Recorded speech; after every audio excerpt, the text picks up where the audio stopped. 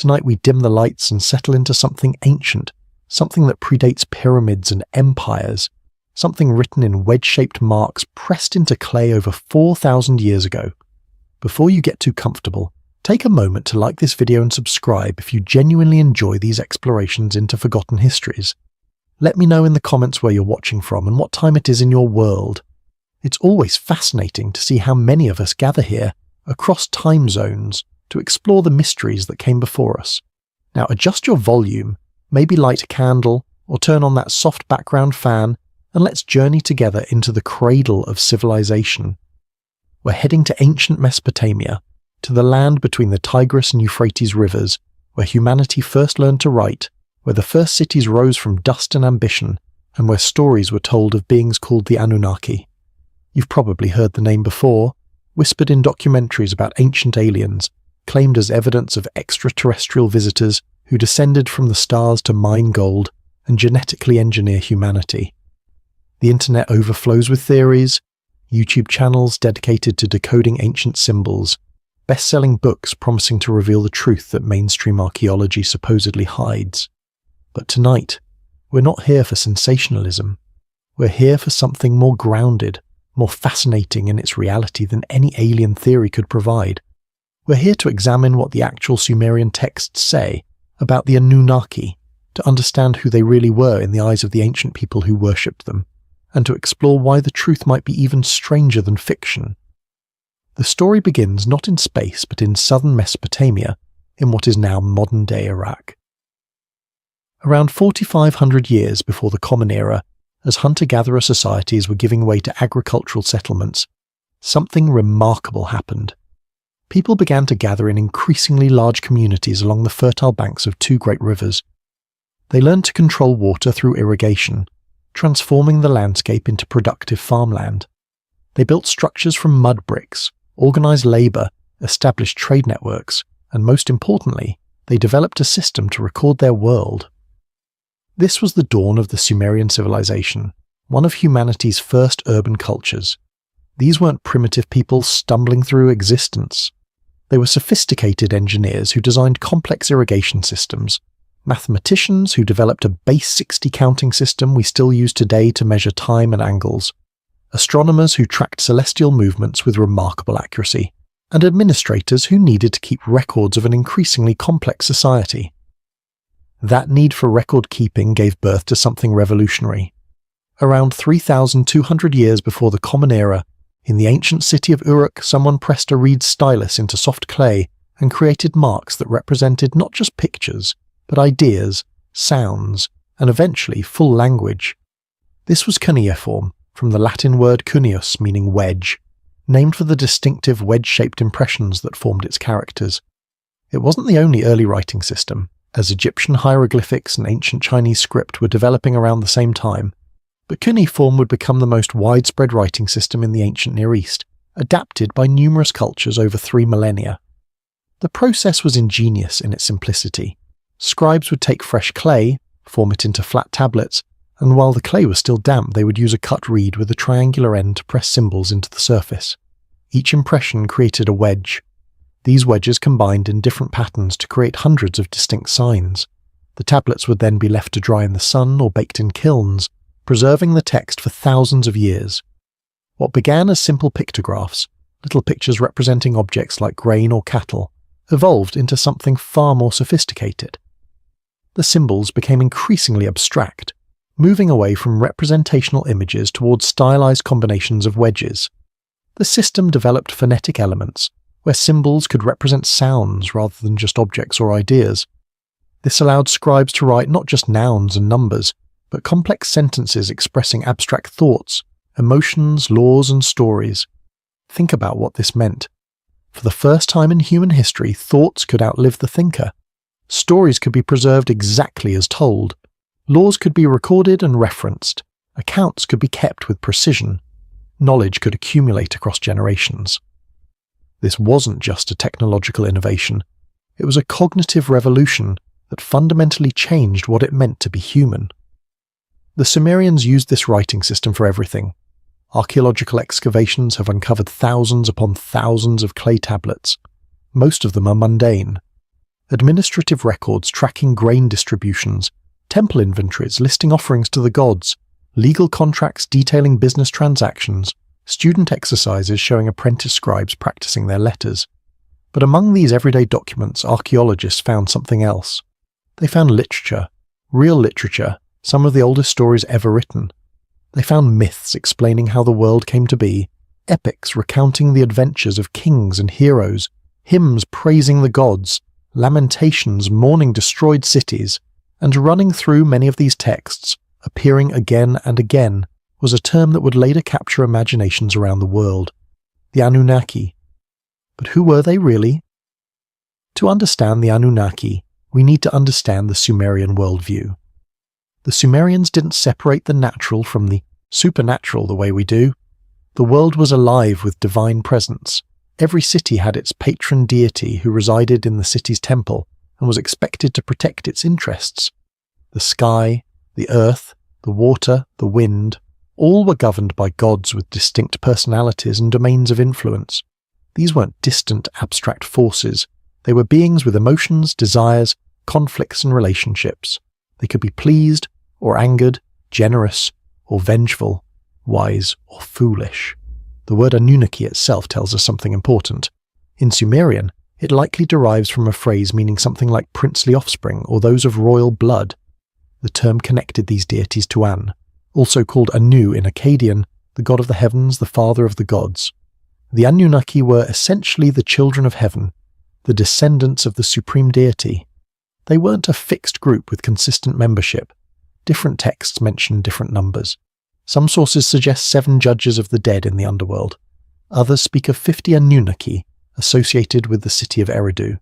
The Babylonian creation epic, the Enuma Elish, mentions 600 Anunnaki, with 300 assigned to duty in the heavens and 300 in the netherworld. What's clear is that the Anunnaki weren't all-powerful creators separate from other gods. They were part of the larger Mesopotamian pantheon, a term used to describe the highest-ranking deities, the ones who held real power and influence. The text described them as having various functions. They were judges who decided fates, administrators who managed cosmic affairs, and participants in the great events of mythological history.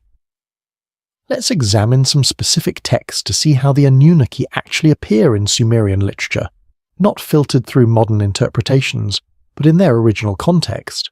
Before we dive into the specific texts, we need to understand how these ancient documents came to light.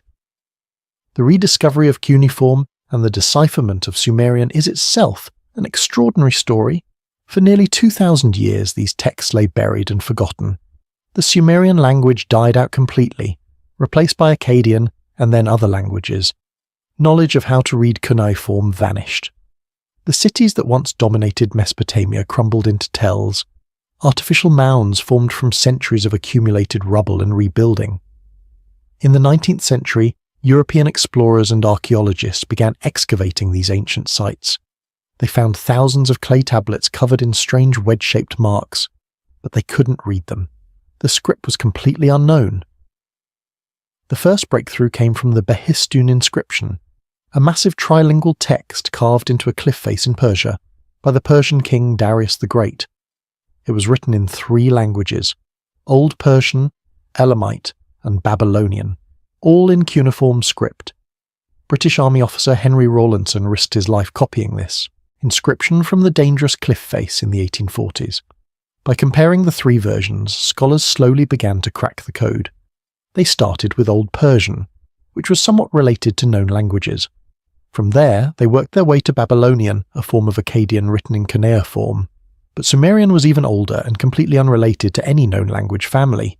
It's what linguists call a language isolate, with no clear connection to other languages. Deciphering it required painstaking work, comparing thousands of tablets, identifying patterns, building vocabularies word by word. Scholars like Jules Opper, Edward Hincks, and Henry Rawlinson pioneered this work in the mid-1800s. George Smith, a banknote engraver turned Assyriologist, made one of the most sensational discoveries. In 1872, while examining tablets from Ashurbanipal's library at Nineveh, he found fragments of what we now call the Epic of Gilgamesh. More specifically, he found the flood story, predating the biblical flood narrative by over 1,000 years. The discovery caused a sensation. Newspapers around the world reported that an ancient Mesopotamian version of Noah's flood had been found. The Daily Telegraph newspaper actually funded an expedition for Smith to return to Nineveh to find more of the epic, which he did, though tragically he died of disease during a subsequent expedition at age 36. The decipherment of cuneiform opened an entire lost world. Suddenly we could read the oldest literature humanity had produced. We could see how the first cities were organized, what laws governed them, what prices merchants charged, what students learned, what gods were worshipped, what stories were told. It was as if a vast library had suddenly become readable after being sealed for 2 millennia. And within that library, among all the texts about kings and conquests, about trade and taxes, about planting and harvesting, were the stories of the gods. The Sumerians were deeply religious people. Their entire society revolved around temples and the worship of deities. Each city-state had its own patron god or goddess. Uruk belonged to An, the sky god, and his granddaughter Inanna, goddess of love and war. Eridu was sacred to Enki, god of wisdom and fresh water. Nippur was the cult centre of Enlil, god of air and storms, considered the king of the gods. These weren't just religious centres. The temples were economic powerhouses, owning vast tracts of land, employing thousands of workers, controlling trade networks, functioning as banks and warehouses. The priests who served in these temples weren't just spiritual leaders. They were administrators, economists, scribes, astronomers, and judges. They organised labour for building projects, managed agricultural production, distributed rations to workers, kept detailed records of everything. The temple precinct in a Sumerian city might occupy a quarter or more of the urban area with massive ziggurats, multi-storey stepped pyramids made of mud brick dominating the skyline. These ziggurats weren't tombs like Egyptian pyramids. They were believed to be stairways connecting earth to heaven, allowing gods to descend and humans to ascend toward the divine. At the top stood a shrine where the city's patron deity was thought to reside. Priests would climb the steep stairs to bring offerings, perform rituals, and consult the god on behalf of the city. This was the world that produced the Anunnaki myths, a world where the divine and human realms constantly interacted, where gods were immediate and present, where temple and palace shared authority, where writing served both sacred and secular purposes. Now let's turn to the texts themselves, starting with one of the most vivid appearances of the Anunnaki in Sumerian literature. One of the most complete and fascinating texts featuring the Anunnaki is the poem called Inanna's Descent to the Underworld, composed sometime between 1900 and 1600 years before the Common Era. This is one of the oldest surviving pieces of literature in the world, and it tells a remarkable story that reveals much about Sumerian theology and the role of the Anunnaki within it. Inanna, also known as Ishtar in the Akkadian language, was one of the most important deities in the entire Mesopotamian pantheon. She was the goddess of love, beauty, sex, desire, fertility, war, combat, justice, and political power. Her symbols were the lion, representing her martial aspect, and the 8-pointed star, representing Venus, the planet sacred to her.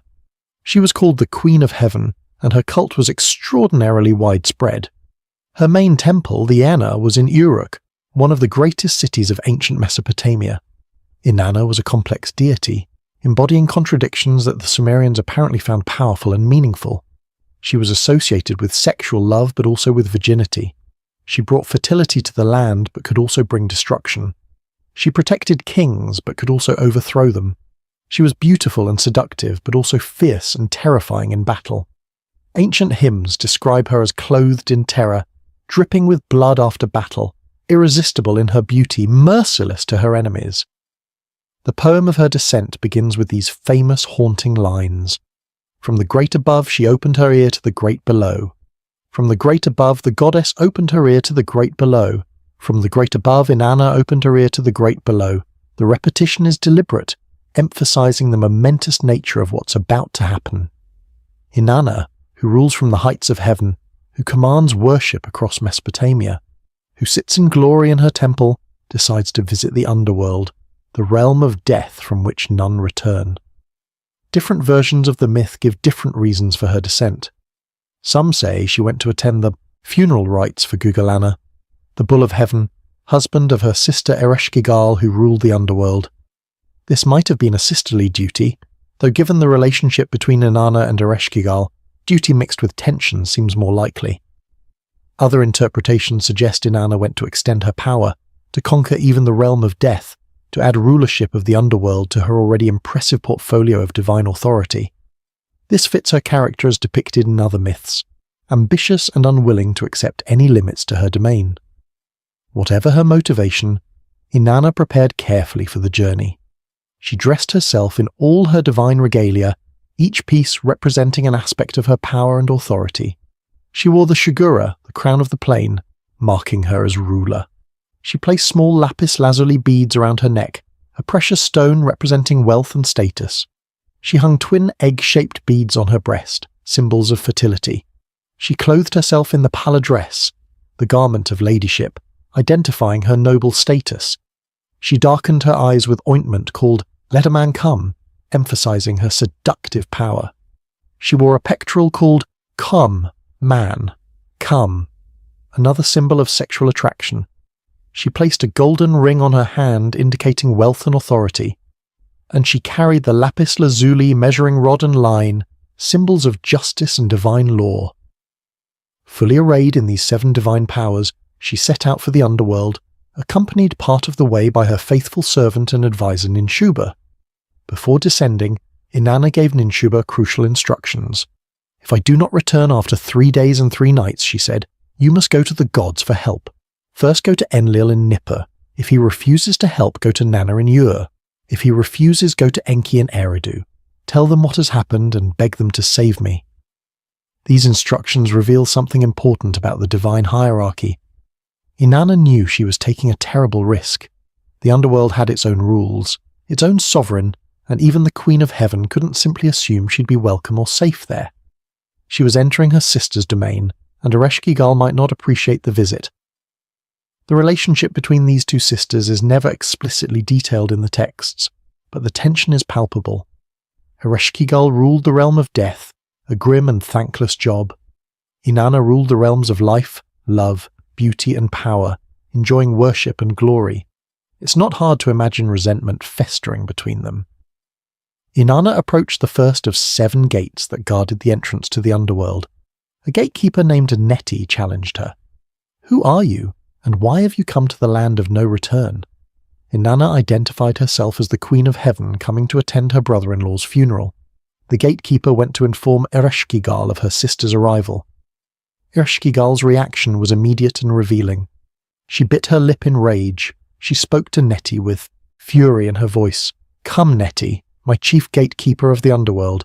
Do not neglect the instructions I give you. Bolt the 7 gates of the underworld. Then let Inanna enter. As she enters, remove her royal garments. Let the holy priestess of heaven bow low." The instructions were clear and cruel. Ereshkigal would allow Inanna to enter, but she would be stripped of everything that made her powerful. At each of the 7 gates, Neti removed one of Inanna's divine powers. At the first gate, the shugura was taken from her head. At the second gate, the lapis lazuli beads were removed from her neck. At the third gate, the twin beads were taken from her breast. At the fourth gate, the pala dress was pulled from her body. At the 5th gate, the golden ring was removed from her hand. At the 6th gate, the lapis lazuli measuring rod and line were taken. At the 7th and final gate, even the garments covering her body were removed. At each gate, as her possessions were taken, Inanna protested. "What is this?" Neti responded the same way each time. "Be satisfied, Inanna. The ways of the underworld are perfect. They may not be questioned." By the time she passed through the 7th gate and entered the throne room of her sister, Inanna was completely naked and defenseless, stripped of every symbol of her divine authority and power. She had descended from the heights of heaven to the depths of the underworld, from clothed in glory to naked vulnerability, from the Queen of Heaven to a supplicant entering another's domain. She walked toward the throne where Ereshkigal sat, but she never reached it. The text describes what happened next with stark, brutal clarity. The Anunnaki, the 7 judges of the underworld, surrounded her. They passed judgment against her. They looked at her. It was the look of death. They spoke to her. It was the speech of anger. They shouted at her. It was the shout of heavy guilt. The afflicted woman was turned into a corpse, a piece of rotting meat, and was hung from a hook on the wall. This is the Anunnaki in their role as judges of the dead, one of their primary functions in Sumerian and Akkadian mythology. They aren't creators of life or genetic engineers. They aren't mining gold or building technological marvels. They're administering cosmic justice, serving as the divine tribunal that pronounces judgment on those who enter the realm of death. Notice the specific language the text uses. They looked at her. It was the look of death. Their gaze itself had power. They spoke to her. It was the speech of anger. Their words carried divine force. They shouted at her. It was the shout of heavy guilt. Their pronouncement transformed reality. This is divine power, operating in the way ancient peoples universally understood it.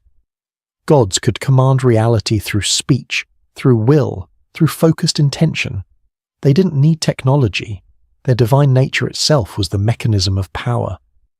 The Anunnaki judged. Inanna guilty. Guilty of what exactly? The text never explicitly says, but scholars have debated this for decades. Hubris seems the most likely charge. Inanna attempted to extend her power into a realm that wasn't hers. She entered the land of death while still alive, violating the fundamental boundary between life and death. She came to her sister's domain without proper humility, perhaps even intending to usurp Ereshkigal's throne, to become queen of both heaven and the underworld. The underworld had rules, ancient and inviolable. The living do not belong there. The dead cannot leave. Each realm has its sovereign. These rules maintain cosmic order, the balance between life and death, between the world above and the world below. Inanna's arrival, alive and clothed in power, would have disrupted that order. The Anunnaki, as enforcers of cosmic law, could not allow this transgression. They condemned her to death, and Ereshkigal executed the sentence. She fastened on Inanna the eye of death. She spoke against her the word of wrath. She uttered against her the cry of guilt. She struck her, and Inanna was turned into a corpse, rotting meat hung on a hook like an animal carcass in a butcher shop. The mighty Queen of Heaven reduced to carrion. 3 days and 3 nights passed. Inanna did not return. Her servant Ninshubur, true to her word, began the process of seeking help. She went to Enlil in Nippur and threw herself before him, weeping and pleading. "My mistress has not returned from the underworld. Please help her." Enlil refused coldly. "Inanna has gone to the great below. The underworld is not a place anyone returns from. She desired the power of the underworld and must accept the consequences. I will not help her." Ninshubur next tried Nanna, the moon god, Inanna's father in some versions of her genealogy. Surely a father would save his daughter. But Nanna also refused with the same reasoning. She went to the underworld of her own free will. She must face whatever awaits her there. Finally Ninshubur came to Enki in Eridu. Enki, the god of wisdom, magic and fresh water, was known in Sumerian mythology as clever, compassionate toward humanity, and willing to bend rules when circumstances warranted. He was the god who warned humanity about the coming flood in the Atrahasis epic. He was the trickster, the problem solver, the one who found loopholes in divine decrees. When Ninshubur told him of Inanna's fate, Enki reacted differently. He took dirt from under his fingernail and created 2 beings, neither male nor female. The text calls them the Kurgara and the Galata, creatures without gender who could move between realms undetected. He gave them specific instructions. Go to the underworld like flies, slipping in unnoticed. Find Ereshkigal. She will be in the throes of labor, experiencing terrible pain, crying out in agony. When she cries out, echo her cries. Sympathize with her pain. Groan when she groans. This will touch her heart, and she will offer you a gift. When she does, ask for the corpse hanging on the hook. The 2 creatures did exactly as Enki instructed. They entered the underworld like flies, small and unnoticed. They found Ereshkigal in the midst of birthing pains, writhing and crying out. The text describes her state vividly. No linen was spread over her body. Her breasts were uncovered. Her hair swirled around her head like leeks. She was in the throes of a labor that seemed to have no end, experiencing pain that even a goddess found unbearable. The Kurgara and Galatur did something no one else had done. They sympathized with her suffering. They echoed her cries. "Oh, you're inside. Oh, you're outside. They groaned with her. They felt compassion for her pain. Ereshkigal, queen of the underworld, ruler of the dead, had likely never experienced genuine compassion before. Everyone feared her. Everyone avoided her realm. She was powerful but isolated, ruling over a grim domain, queen of death itself. When these strange creatures showed her sympathy, something in her heart melted. She stopped crying and looked at them. "Who are you?" she asked. "Why do you groan with me?" They didn't really answer, just continued to express concern for her suffering. Moved by their compassion, Ereshkigal said, "You have comforted me in my pain. Ask me for anything, and I will give it to you. Water from the river? It is yours. Grain from the fields? Take it." They responded exactly as Enki had instructed. "We wish only for the corpse that hangs from the hook on the wall." Ereshkigal couldn't refuse. She had made a promise, and even the queen of the underworld was bound by her word. "The corpse is yours," she said. The Kugara and Galata took Inanna's body and sprinkled it with the food and water of life that Enki had given them. The corpse began to stir. Colour returned to the flesh. Breath returned to the lungs. Inanna was alive again, resurrected from death through the clever intervention of Enki and the compassion shown to a suffering goddess.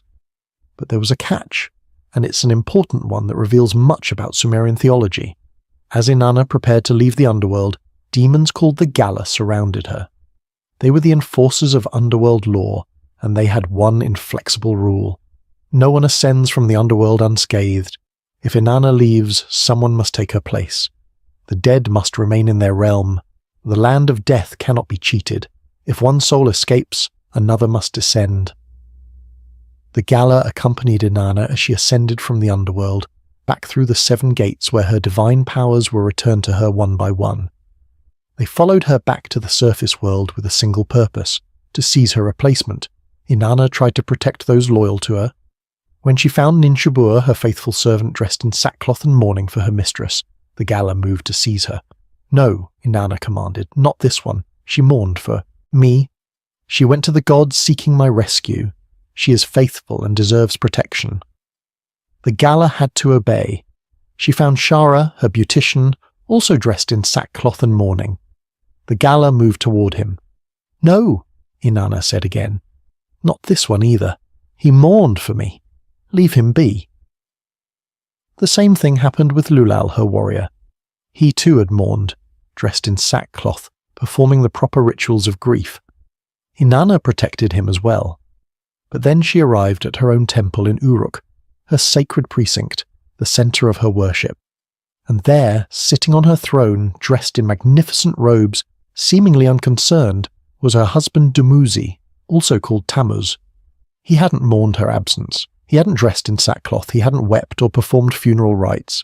He had simply taken her throne and continued ruling as if nothing had happened, as if the Queen of Heaven hadn't descended to the realm of death, as if her possible permanent absence was a matter of no concern. The text describes Inanna's reaction with terrible clarity. She fastened on him the eye of death. She spoke against him the word of wrath. "Take this one." The Gala seized Dumuzi, overjoyed to have their prey. Dumuzi fled, terrified, calling out for help to the sun god Utu, asking to be transformed so he could escape. The text breaks into fragments here, but we know from other sources how the story resolves. Dumuzi's sister Geshtinanna, loyal and loving, intervened on her brother's behalf. She offered to take his place for part of the year. A compromise was reached. Dumuzi would spend 6 months in the underworld, and Geshtinanna would spend the other 6 months there, ensuring that the land of the dead always had its due. This resolution connected to seasonal cycles. Dumuzi was associated with shepherds and vegetation. His descent to the underworld for half the year represented the dry season when plants died and the land became barren. His return represented the growing season when life returned. The ancient Sumerians saw the natural cycles of death and rebirth in their landscape reflected in the divine realm. The gods' stories explained why summer came and went, why crops grew and died, why the world moved through cycles of plenty and scarcity. This long, complex myth reveals several crucial things about how the Sumerians understood the Anunnaki. First, they were powerful but operated within a system of cosmic law. They judged according to established rules. They couldn't simply do whatever they wished. The laws of the underworld bound even them. Second, they served specific functions.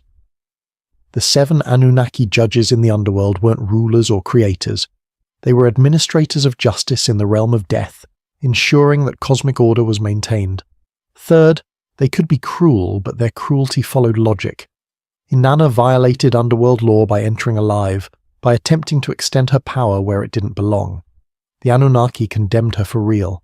Transgression, not arbitrary malice. Fourth, they were part of a larger divine system where different gods had different domains and different roles.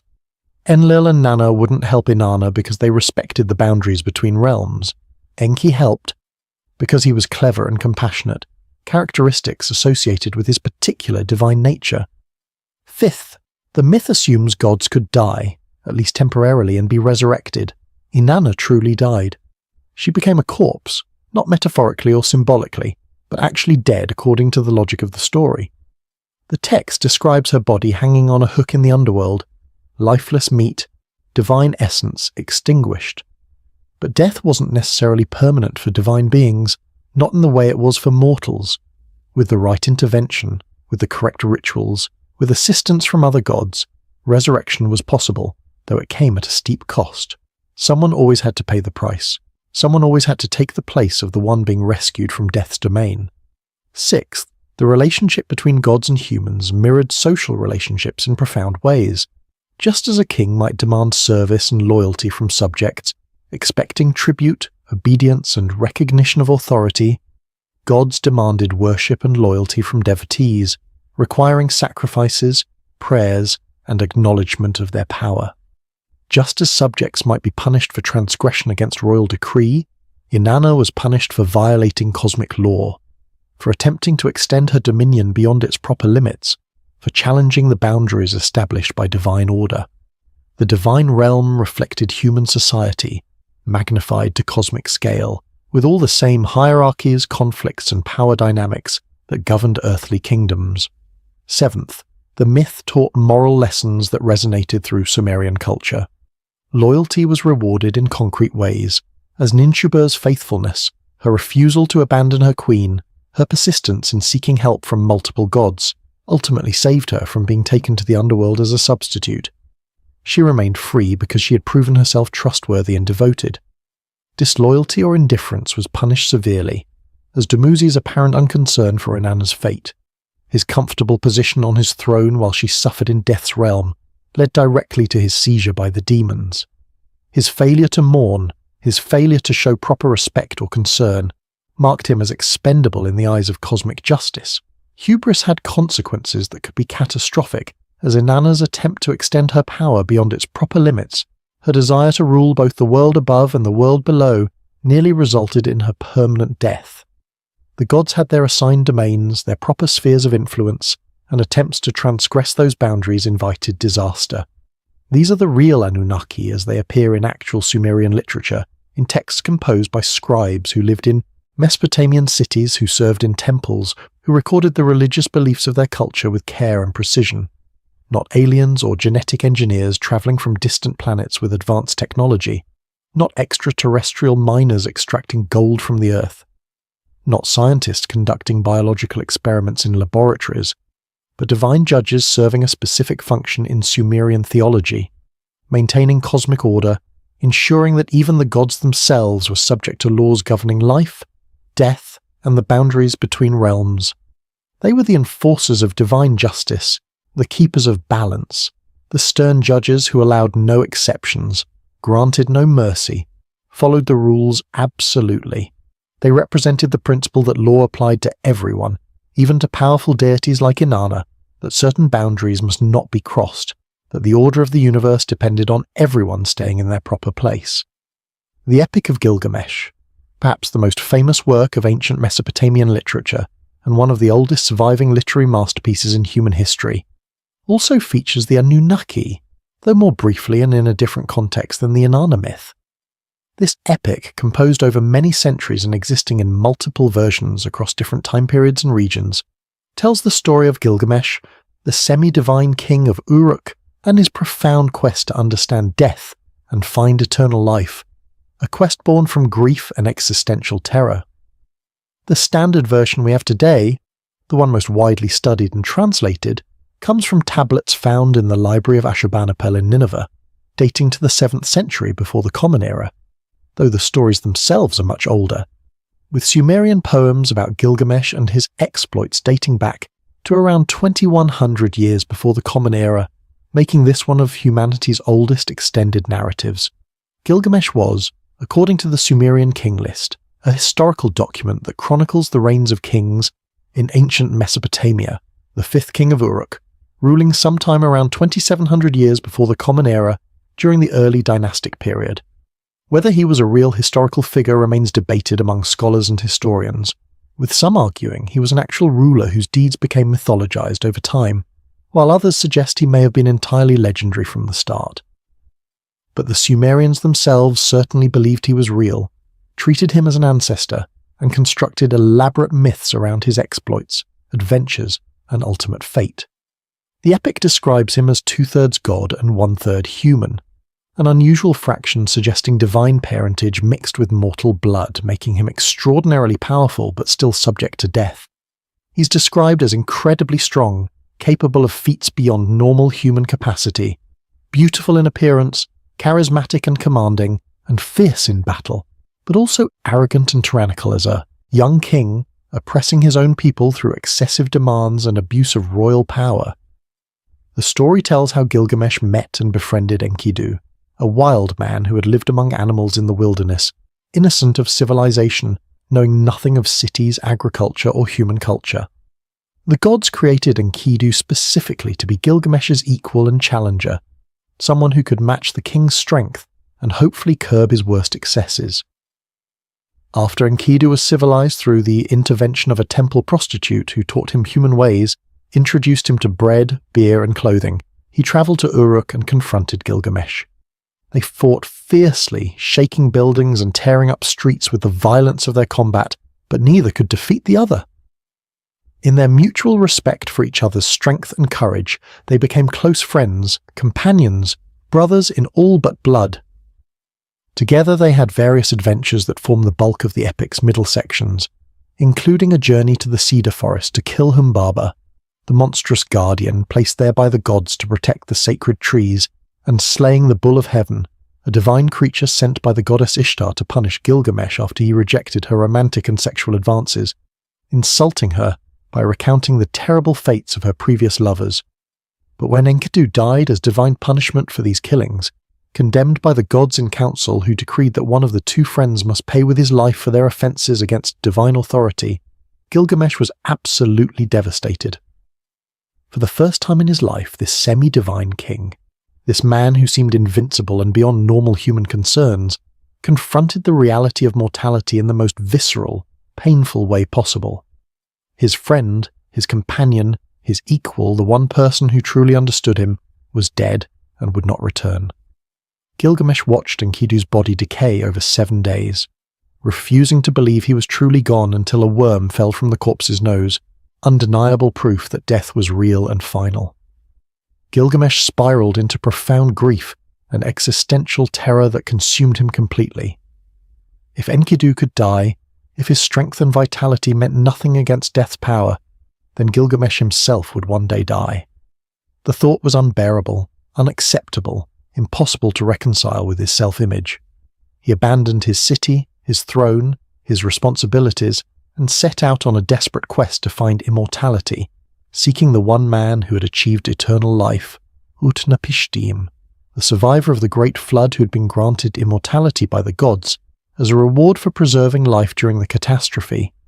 The flood story embedded in the Epic of Gilgamesh is actually an older independent tale, closely related to and probably derived from the Atrahasis epic we discussed earlier, inserted into the Gilgamesh narrative as Utnapishtim's explanation for how he became immortal, when Gilgamesh finally reached Utnapishtim after a long and arduous journey across impossible distances, passing through regions of total darkness, crossing waters of death, reaching the edge of the world where immortals dwell. The old man told him the story of how he became the only human ever granted eternal life. The gods, Utnapishtim explained, had decided to destroy humanity with a great flood, to wipe the earth clean of human life because their noise and overpopulation had become unbearable to Enlil. The decision was made in secret council, and all the gods swore oaths not to warn humanity of the coming catastrophe. But Ea, the Akkadian name for Enki, the god of wisdom and sweet water, who had always shown some favour toward humanity, found a loophole in his oath. He couldn't tell a human directly, but he could speak to the reed walls of Utnapishtim's house, describing the coming flood in detail, while Utnapishtim happened to be inside listening. Ea warned him through this clever deception, telling him to build a boat, make it watertight and strong, load it with the seed of all living things, both animals and humans, and prepare to weather a storm unlike any the world had seen. Utnapishtim obeyed without hesitation, trusting the god's wisdom even though the instructions seemed bizarre. He constructed the vessel according to Ea's specifications, a massive cube-shaped ark 6 decks high, divided into compartments. When neighbours asked what he was doing, he told them the half-truths, saying that Enlil was angry with him personally, and had commanded him to leave the city and live by the water under Ea's protection, so he was building a boat for that purpose. It was a lie of a mission that kept people from panicking or demanding to be saved.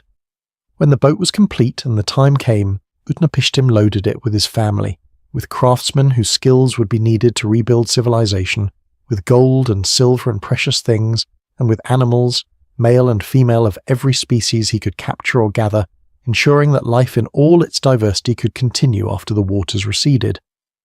As the loading was being completed and the last preparations made, the first signs of the coming storm appeared ominously. Adad, the storm god who controlled weather and rainfall, began to roar in the clouds with a sound like nothing heard before. Thunder rolled across the sky in continuous waves. Lightning flashed so constantly it seemed like daylight. The wind began to rise, howling with inhuman fury. Utnapishtim, sick with fear, his heart breaking at the thought of the coming destruction of everything and everyone he knew, sealed the door of the boat with bitumen, making it completely watertight, and prepared to endure whatever came. The flood began, and it was more terrible, more catastrophic, more absolutely devastating than anyone could have imagined in their worst nightmares. The text describes it with visceral, horrifying detail that suggests the poets had experienced or heard accounts of real catastrophic flooding. Like a wild ass screaming in terror and pain, the winds howled across the land with deafening volume. The darkness was total and absolute, like being buried alive, so complete that nothing could be seen at any distance. There was no sun, no moon, no stars, only blackness as thick as mud. People could not see each other in the darkness, not their families, not their children, not their neighbours. The flood swept over the land like an invading army, destroying everything in its path, showing no mercy, taking no prisoners. Cities that had stood for centuries were obliterated in hours. Fields that fed thousands were buried under surging water. Mountains disappeared beneath the rising deluge. Brother didn't see brother in the chaos and darkness. People were not recognized in the heavens or on earth, lost in the destroying water, swept away like insects. Even the gods, the powerful divine beings who had decreed this catastrophe, were terrified by what they had unleashed, shocked by the scale of destruction their decision had caused. They cowered like frightened dogs, crouching against the outer wall of heaven, watching in horror as the world they loved drowned beneath them. Ishtar, the great goddess of love and war, one of the most powerful deities in the pantheon, screamed like a woman in labour, her cries echoing across the heavens in anguish and regret. The lady of the gods, she whose voice is beautiful and whose words were always honey-sweet, was wailing in despair and self-recrimination. The old days have turned to clay because I spoke evil in the assembly of the gods, she lamented. How could I speak such evil in the assembly of the gods? How could I agree to command the destruction for my people who fill the sea like dead fish? I spoke for this catastrophe. I voted for this annihilation. The guilt is mine. The great mother goddess Nintu, who had created humanity in the first place, mixing divine blood with clay to form the first humans, wept bitter tears for her creations now drowning in the waters, calling out her sorrow and regret.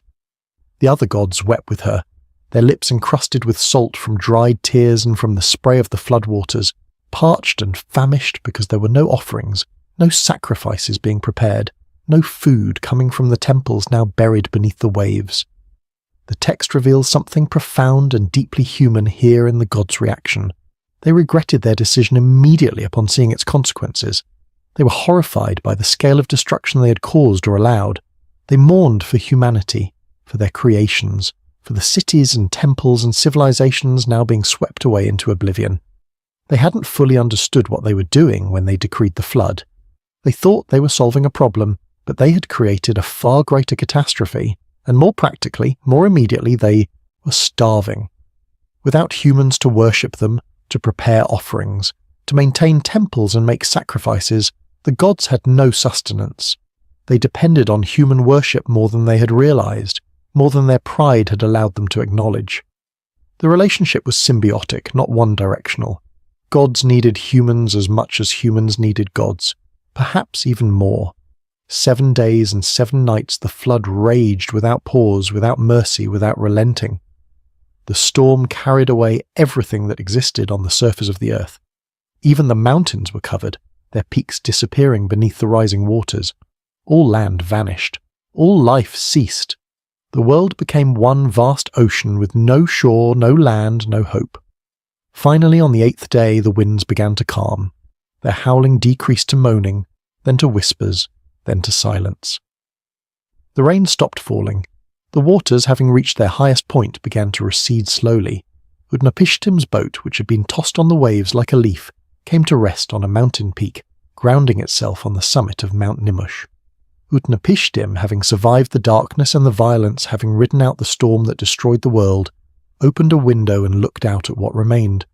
What he saw made him weep. The world had been scrubbed clean, silent and empty, all cities gone without a trace, all fields barren, all forests uprooted, humanity wiped away as if they had never existed.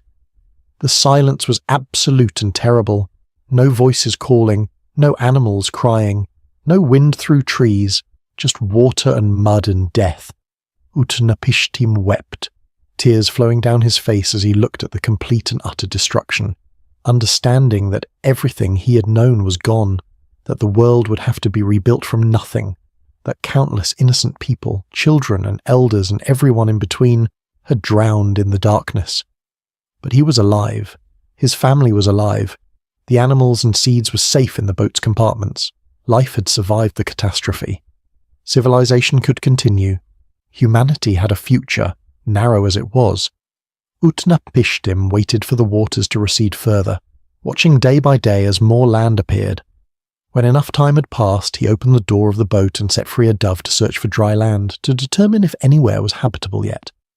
The dove flew out on swift wings, but found nowhere to perch, no tree, no dry ground, nothing but water stretching to every horizon. It returned to the boat, landing on Utnapishtim's outstretched hand, proof that the world was still flooded. He waited longer and tried again, this time sending a swallow to search more widely for dry land. The swallow also returned after some time, finding no place to land, indicating that habitable ground was still scarce. Finally, after more waiting, he sent a raven, a bird known for its intelligence and resourcefulness.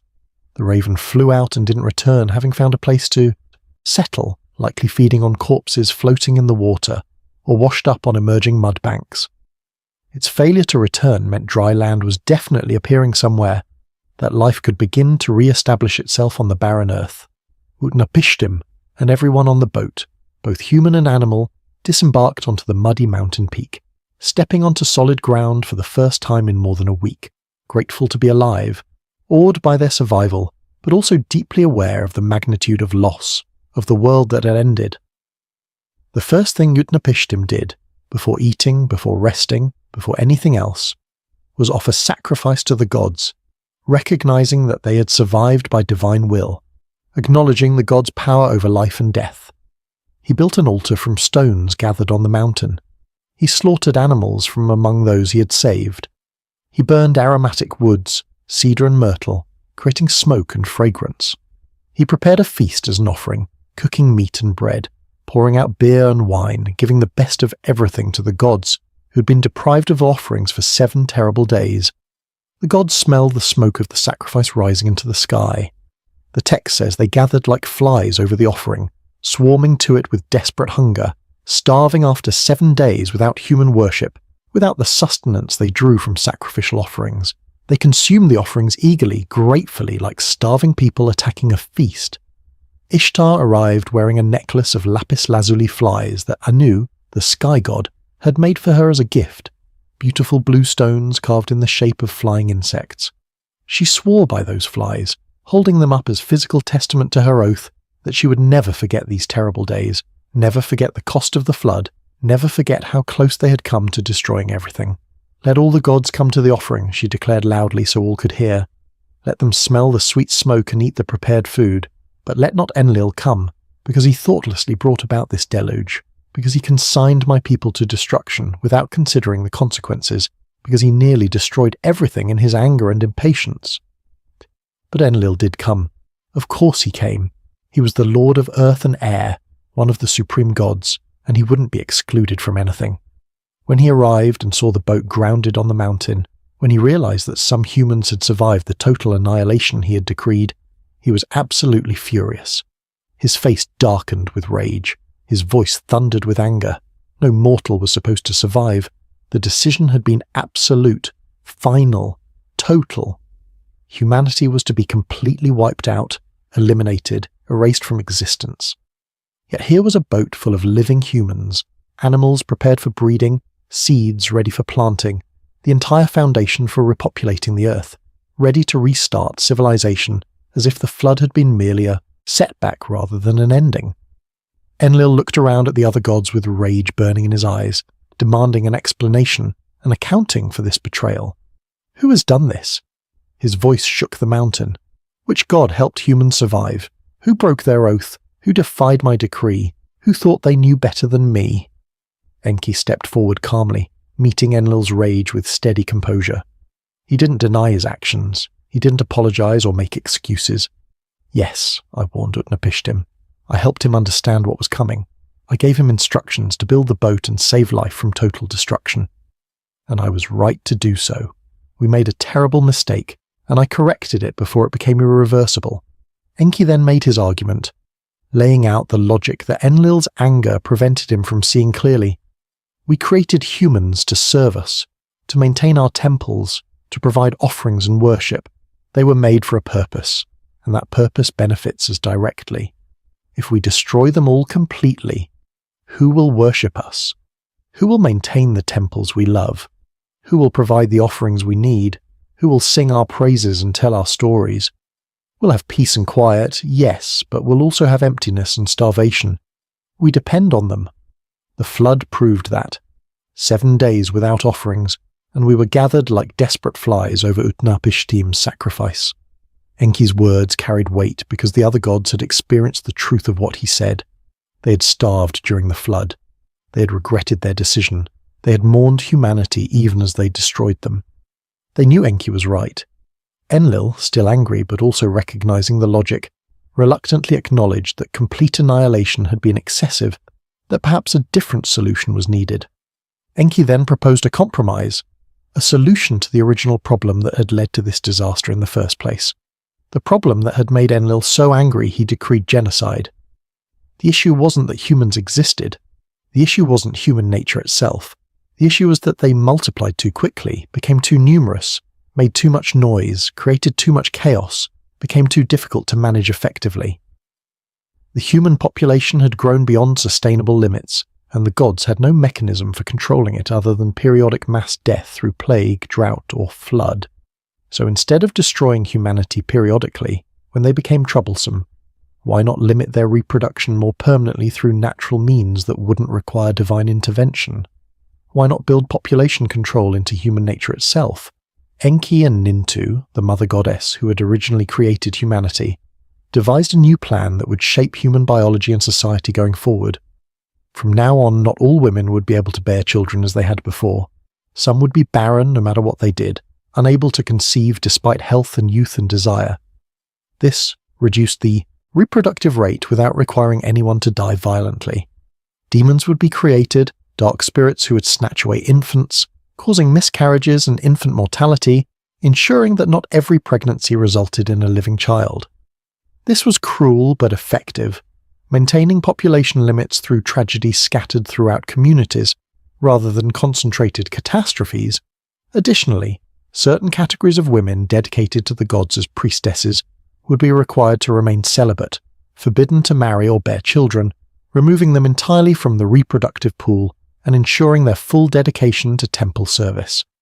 This served religious purposes while also limiting population growth. Finally, human lifespans would be limited to a maximum of 120 years, instead of the much longer lives that people apparently enjoyed before the flood, when patriarchs lived for centuries according to legend. Shorter lives meant less accumulated wisdom, less individual impact, and faster generational turnover, keeping human society more manageable. These measures, Enki argued, would keep the human population at a level the gods could comfortably manage without requiring periodic genocides, plagues, or floods. People would still die, but gradually, naturally, through processes built into human biology, rather than through catastrophic divine intervention. Enlil, seeing the wisdom in this compromise, recognizing that it addressed his concerns while preserving humanity's existence and usefulness, agreed to the new arrangement. The gods made their peace with each other and with humanity's continued existence. The crisis was resolved through negotiation and restructuring rather than through complete destruction. Utnapishtim himself was rewarded for his righteousness, for his obedience to divine instruction, for his role in preserving life through the catastrophe.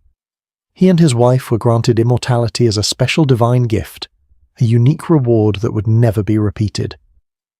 They were sent to live at Dilmun, a paradise at the edge of the world, a place beyond normal geography where immortal beings could dwell in peace and plenty.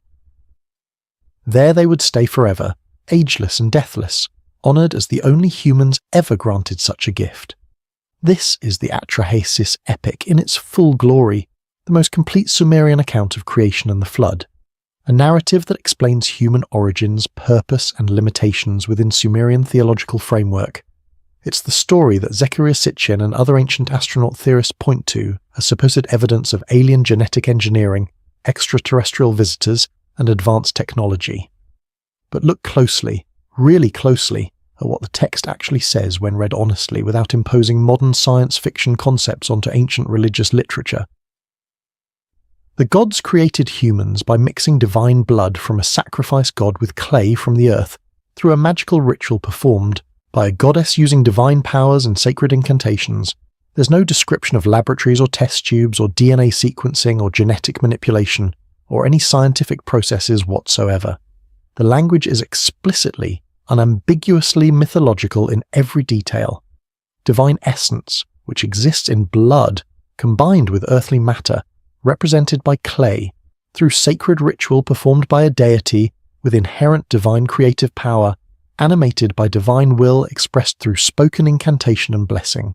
This is creation through magic in the purest sense, through supernatural divine action, not through technology or biology or any naturalistic process. This is how every ancient culture described creation, through divine action that transcended natural law. The gods created humans to do labour, absolutely yes. But what kind of labour? Agricultural labour in the river valleys of Mesopotamia?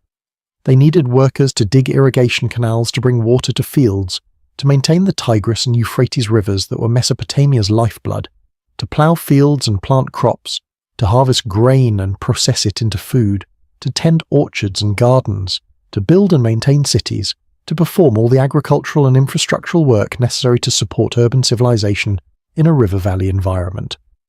The text is very specific about this. It describes canal digging, river maintenance, field work, agricultural production.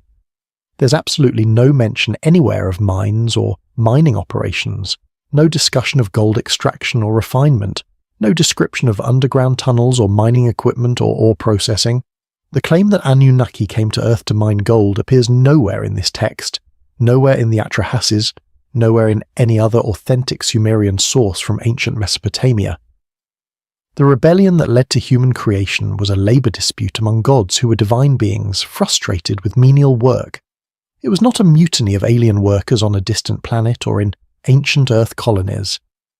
The language describes divine beings explicitly, children of heaven and earth, members of the cosmic pantheon, not extraterrestrials or astronauts or visitors from another star system. They're part of the cosmic hierarchy as Sumerian religion understood it, serving under supreme gods like Anu and Enlil, following divine law, participating in divine councils, interacting as gods interact in all ancient Near Eastern religions. The flood was sent because humans were too noisy, too numerous, too disorderly, creating too much chaos for the gods to tolerate comfortably. It was not sent because the gods wanted to eliminate failed genetic experiments, or cover up evidence of alien intervention, or destroy humans who had outlived their usefulness to an alien mining operation. The text is absolutely explicit about the motivation: noise, overpopulation, disruption of divine peace. These are concerns about managing a large human population from the perspective of gods who live among humans in temple cities, not concerns of technologically advanced aliens conducting biological experiments. The gods regretted the flood immediately, mourned for humanity while they were drowning, were frightened by the destruction they had unleashed, wept for the world they had destroyed, and depended on human worship for their own sustenance, gathering like starving flies over Utnapishtim's sacrifice after 7 days without offerings. These are characteristics of gods as traditionally understood in ancient religions throughout the world, deities who are powerful but also vulnerable, who need worship and devotion, who make mistakes and feel regret, who depend on humans even while humans depend on them. These are not characteristics we would associate with advanced aliens conducting scientific experiments. They're characteristics of divine beings in religious mythology.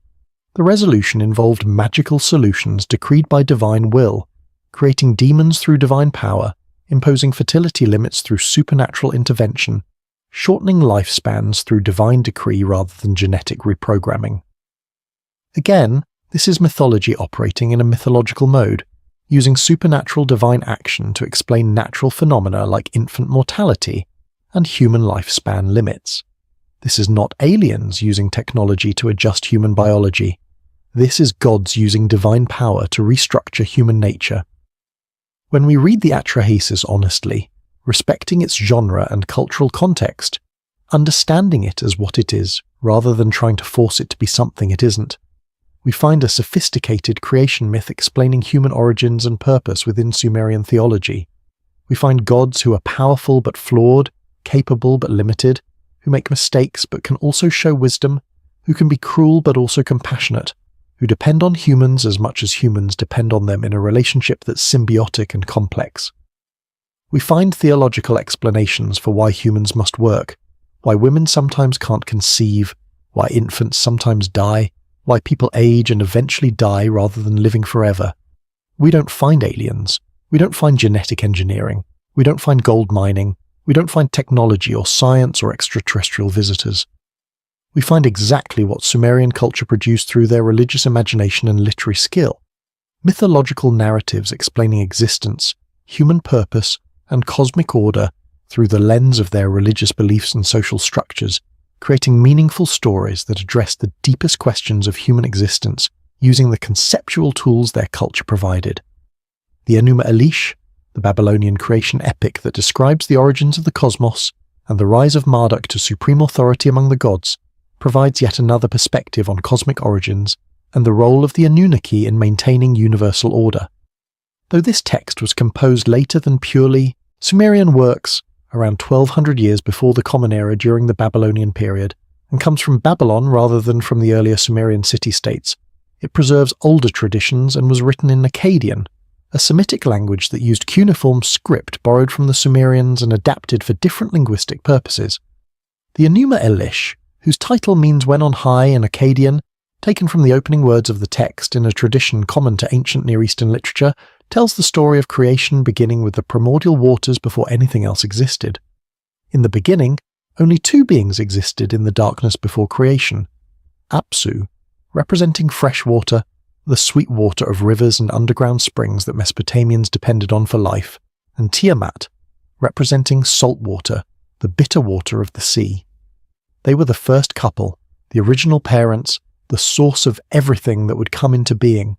From their mingling, from the mixing of fresh and salt water in the marshes and estuaries, where the Tigris and Euphrates met the sea, the first gods emerged through a process of divine generation that the text describes as natural and inevitable. These younger gods, the children and grandchildren of the primordial couple, were energetic and noisy, full of activity and movement, constantly doing things, making sounds, creating disturbance. They disturbed Apsu's rest with their constant activity and endless noise, disrupting his peace. The theme repeats again here as it did in the Atrahasis. Noise bothers the older, more established powers who want peace and stillness. Apsu complained bitterly to Tiamat about their offspring.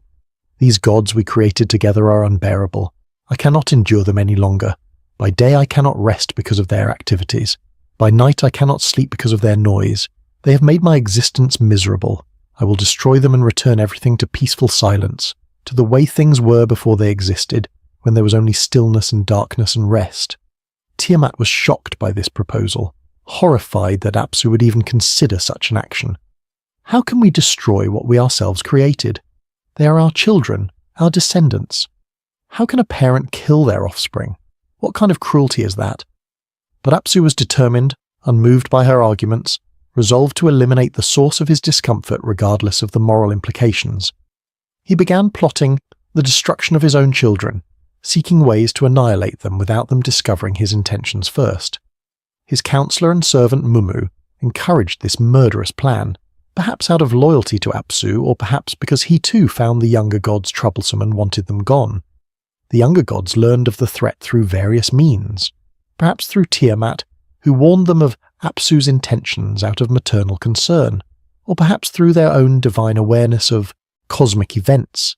They panicked, not knowing how to respond to this existential threat.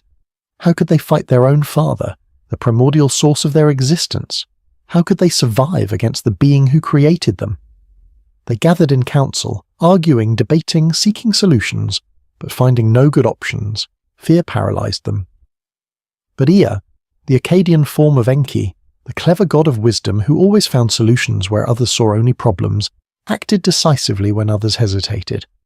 He used powerful magic, ancient incantations known only to him, to put Apsu into a deep, enchanted sleep, a supernatural slumber from which normal means could not wake him.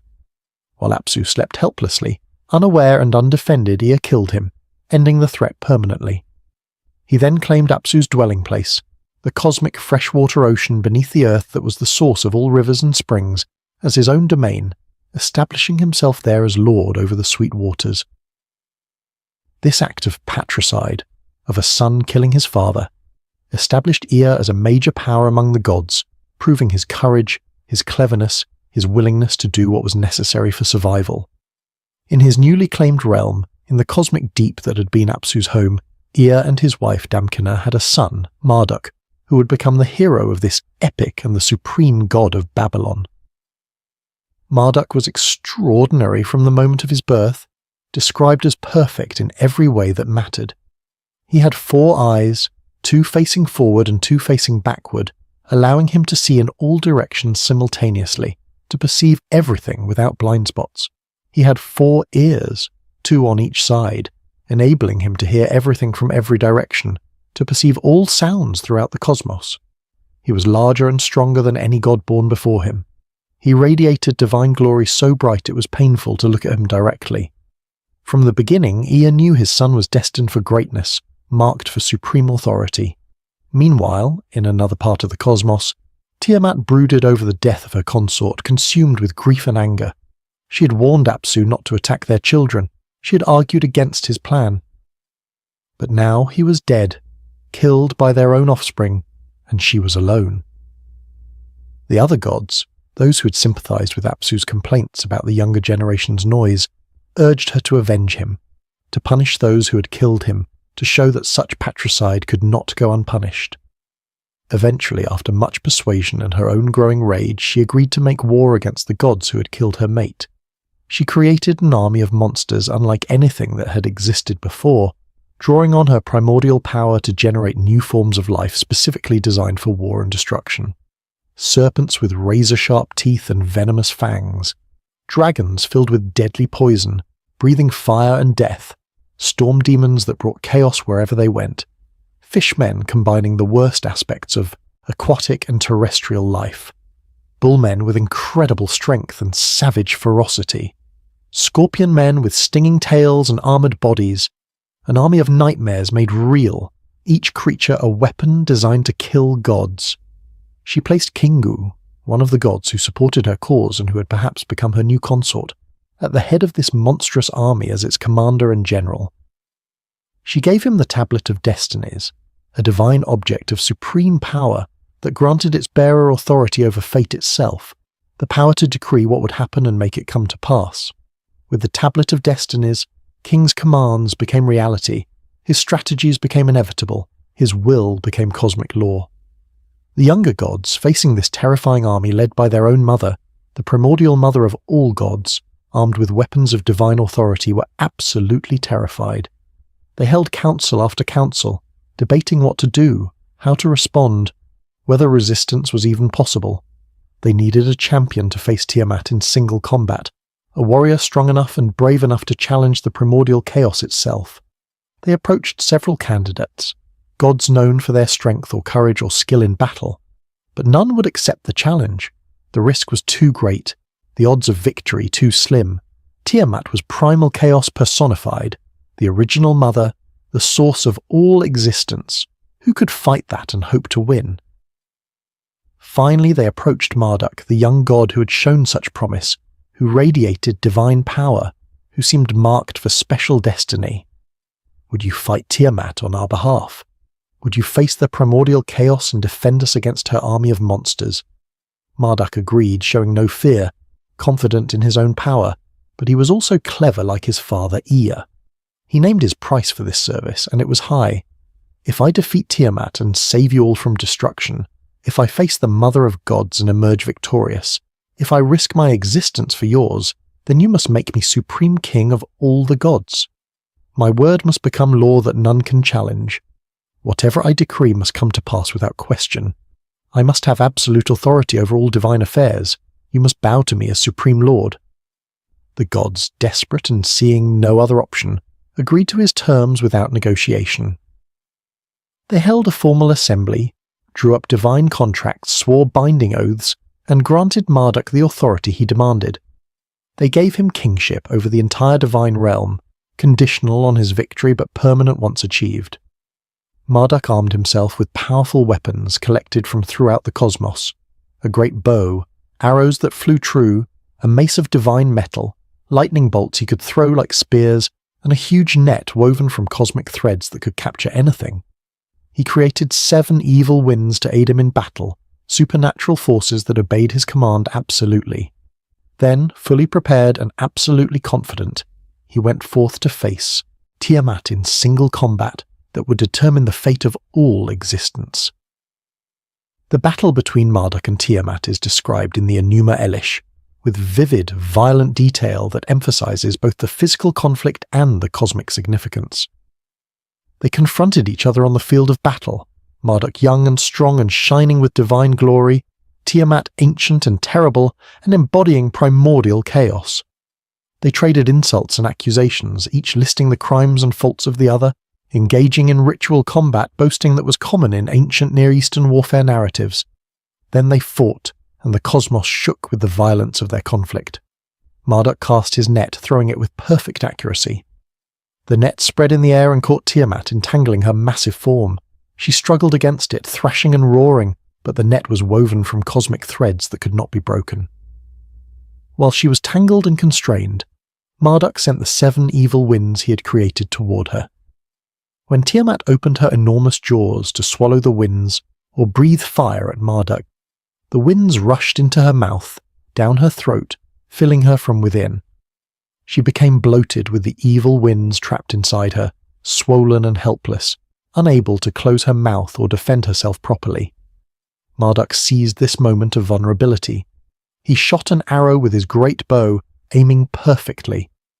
The arrow flew true and pierced through Tiamat's open mouth, down her throat, through her internal organs, and struck her heart, killing the primordial mother of gods instantly.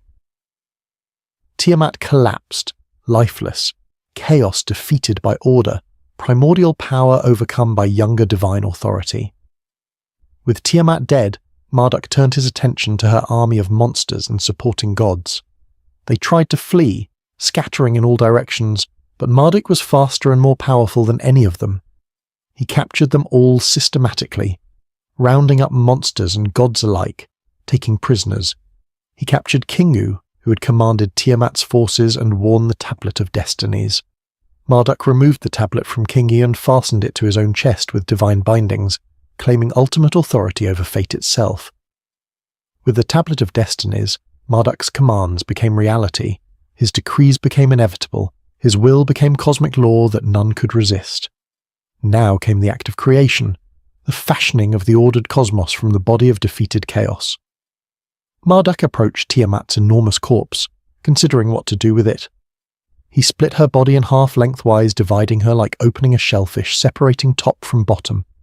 From one half of her body he fashioned the dome of heaven, creating the sky that arched over everything, solid and firm, keeping the cosmic waters above from flooding down. From the other half he created the earth, the solid ground where life would dwell, stable and reliable, keeping the cosmic waters below from surging up. He used parts of her body to create other features of the cosmos. He set the stars in their places across the heavens, organizing them into constellations, assigning them meanings and associations. He established the calendar, assigning the months and seasons, creating cyclical time from timeless chaos. He set the paths of the planets across the sky, those wandering stars that moved against the fixed constellations. He created the Euphrates and Tigris rivers from her eyes, those weeping tears that would water Mesopotamia forever. From her breasts he made mountains, those sources of water and life. From other parts of her body he fashioned other elements of creation, organizing everything, imposing structure and order on what had been chaos. He organized the entire cosmos according to rational principles, giving each god a specific station and assigned duties. Some gods would govern the movements of celestial bodies, maintaining the order of the heavens. Others would manage weather and seasons, ensuring regular patterns of rain and sun. Still others would oversee the earth's fertility, rivers, agriculture, and human affairs. Everything was assigned, organized, structured. But despite this cosmic organization, gods still needed workers to maintain the physical world, to build and maintain temples, to provide offerings and worship. The gods were exhausted from battle and from the work of creation. They wanted to rest, to enjoy their divine status, not to labor maintaining the world. So Marduk proposed creating humanity to serve the gods as they had been created in the Atrahasis, but he would create them from the ringleader of the rebellion, making an example of him. Marduk consulted with his father Ea, the god of wisdom, about the method of creation. Which of Tiamat's allies should be sacrificed to create humanity? They investigated and held divine trials, examining which god bore the most guilt for inciting Tiamat to war. They determined that King was most responsible. He had encouraged Tiamat's war. He had accepted command of her army. He had worn the Tablet of Destinies and led forces against the gods. He was guilty of cosmic rebellion, and the punishment would be death and transformation. King was executed in a ritual sacrifice before the assembled gods. His divine blood spilled for creative purposes. From his blood, which contained divine essence and intelligence, Ea created humanity using techniques similar to those described in the Atrahasis. Divine blood mixed with earthly clay, shaped and formed, animated by divine will and creative power. The text says explicitly, from his blood they created mankind. The gods imposed labor on humans so that the gods themselves could be at leisure, so divine beings could rest and be served rather than working themselves. Humanity was created with a purpose, to maintain the world, to build temples, to provide offerings, to worship the gods and sustain them through devotion. The Enuma Elish then describes Marduk assigning the Anunnaki their roles in the newly organized cosmos. The gods of heaven and underworld, 600 in total according to the text, assembled to honor Marduk and receive their assignments. He assigned 300 Anunnaki to guard the heavens, to maintain cosmic order above, to ensure the celestial mechanisms functioned properly. He assigned another 300 to guard the underworld, to maintain order below, to ensure the realm of the dead operated according to divine law. Each group had specific duties in maintaining cosmic order, ensuring the universe Marduk had created from Tiamat's body continued functioning properly. The gods, grateful for Marduk's victory that had saved them from destruction, grateful for the creation of humans who would relieve them of labor, grateful for the organization of the cosmos that gave each deity a proper role and status, built Marduk a magnificent temple in Babylon. They constructed it as a thank offering and as an acknowledgement of his supreme authority. The temple, called Isagala, would serve as Marduk's dwelling place and the center of his worship, the most important religious structure in Babylon, the axis mundi connecting heaven and earth. The epic ends with a recitation of Marduk's 50 names, each representing a different aspect of his power and authority, each acknowledging a different dimension of his supreme status over all other gods. The names include Asarlui, Asaru, Namtilaku, Tutu, and many others, each with elaborate explanations of what that name signifies about Marduk's character, power, and role in the cosmos. This litany of names serves both religious and political purposes, reinforcing Marduk's supremacy theologically, while also reinforcing Babylon's supremacy politically, as the city whose patron god ruled all others. The Enuma Elish reveals several important things about Mesopotamian religion and the Anunnaki's place in it. When we read it as religious literature, rather than trying to force it into a scientific framework it was never meant to occupy. First, cosmic order emerged from violence and conflict, not from peaceful cooperation or divine plan. Creation came from Tiamat's violent death, from her body being split and reformed. Authority was established through combat and victory, not through inherent right or democratic process. This reflects the political reality of ancient Mesopotamia, where power often came through conquest, and where kingdoms rose and fell through warfare. The myth validates and explains political violence by mirroring it in cosmic events. Second, younger gods overthrew older ones in a pattern that appears throughout world mythology. Marduk's generation defeated Tiamat's generation. The children overcame the parents. Authority transferred from the primordial creators to their descendants, who proved stronger and more capable. This pattern may reflect generational changes in actual society, as well as changes in which gods were most important to different cultures at different times. As cities rose and fell in Mesopotamia, their patron god's importance changed, and myths reflected those shifts. The Enuma Elish was essentially Babylonian propaganda, elevating Marduk, Babylon's patron god, to supreme status over all others, including older Sumerian deities who had previously been considered supreme. Third, humanity was created as an afterthought, not as the center or purpose of creation, but as a practical solution to divine labor shortage. We're not the focus of the story, we're barely mentioned. We exist to serve the gods, to maintain temples and provide offerings. Our purpose is service, and that service benefits the gods directly, sustaining them and freeing them from labor. This is characteristic of Mesopotamian religion, which saw humans as servants of the gods, rather than as children of the gods, or as beings with inherent worth independent of divine service. Fourth, the Anunnaki are assigned roles by Marduk after his victory. They're not independent entities who arrive from elsewhere. They're part of the divine hierarchy with clear authority structures. They serve the supreme god, carrying out his will, maintaining the cosmic order he established through victory over chaos. They're administrators and guardians, divine bureaucrats ensuring everything functions according to Marduk's design.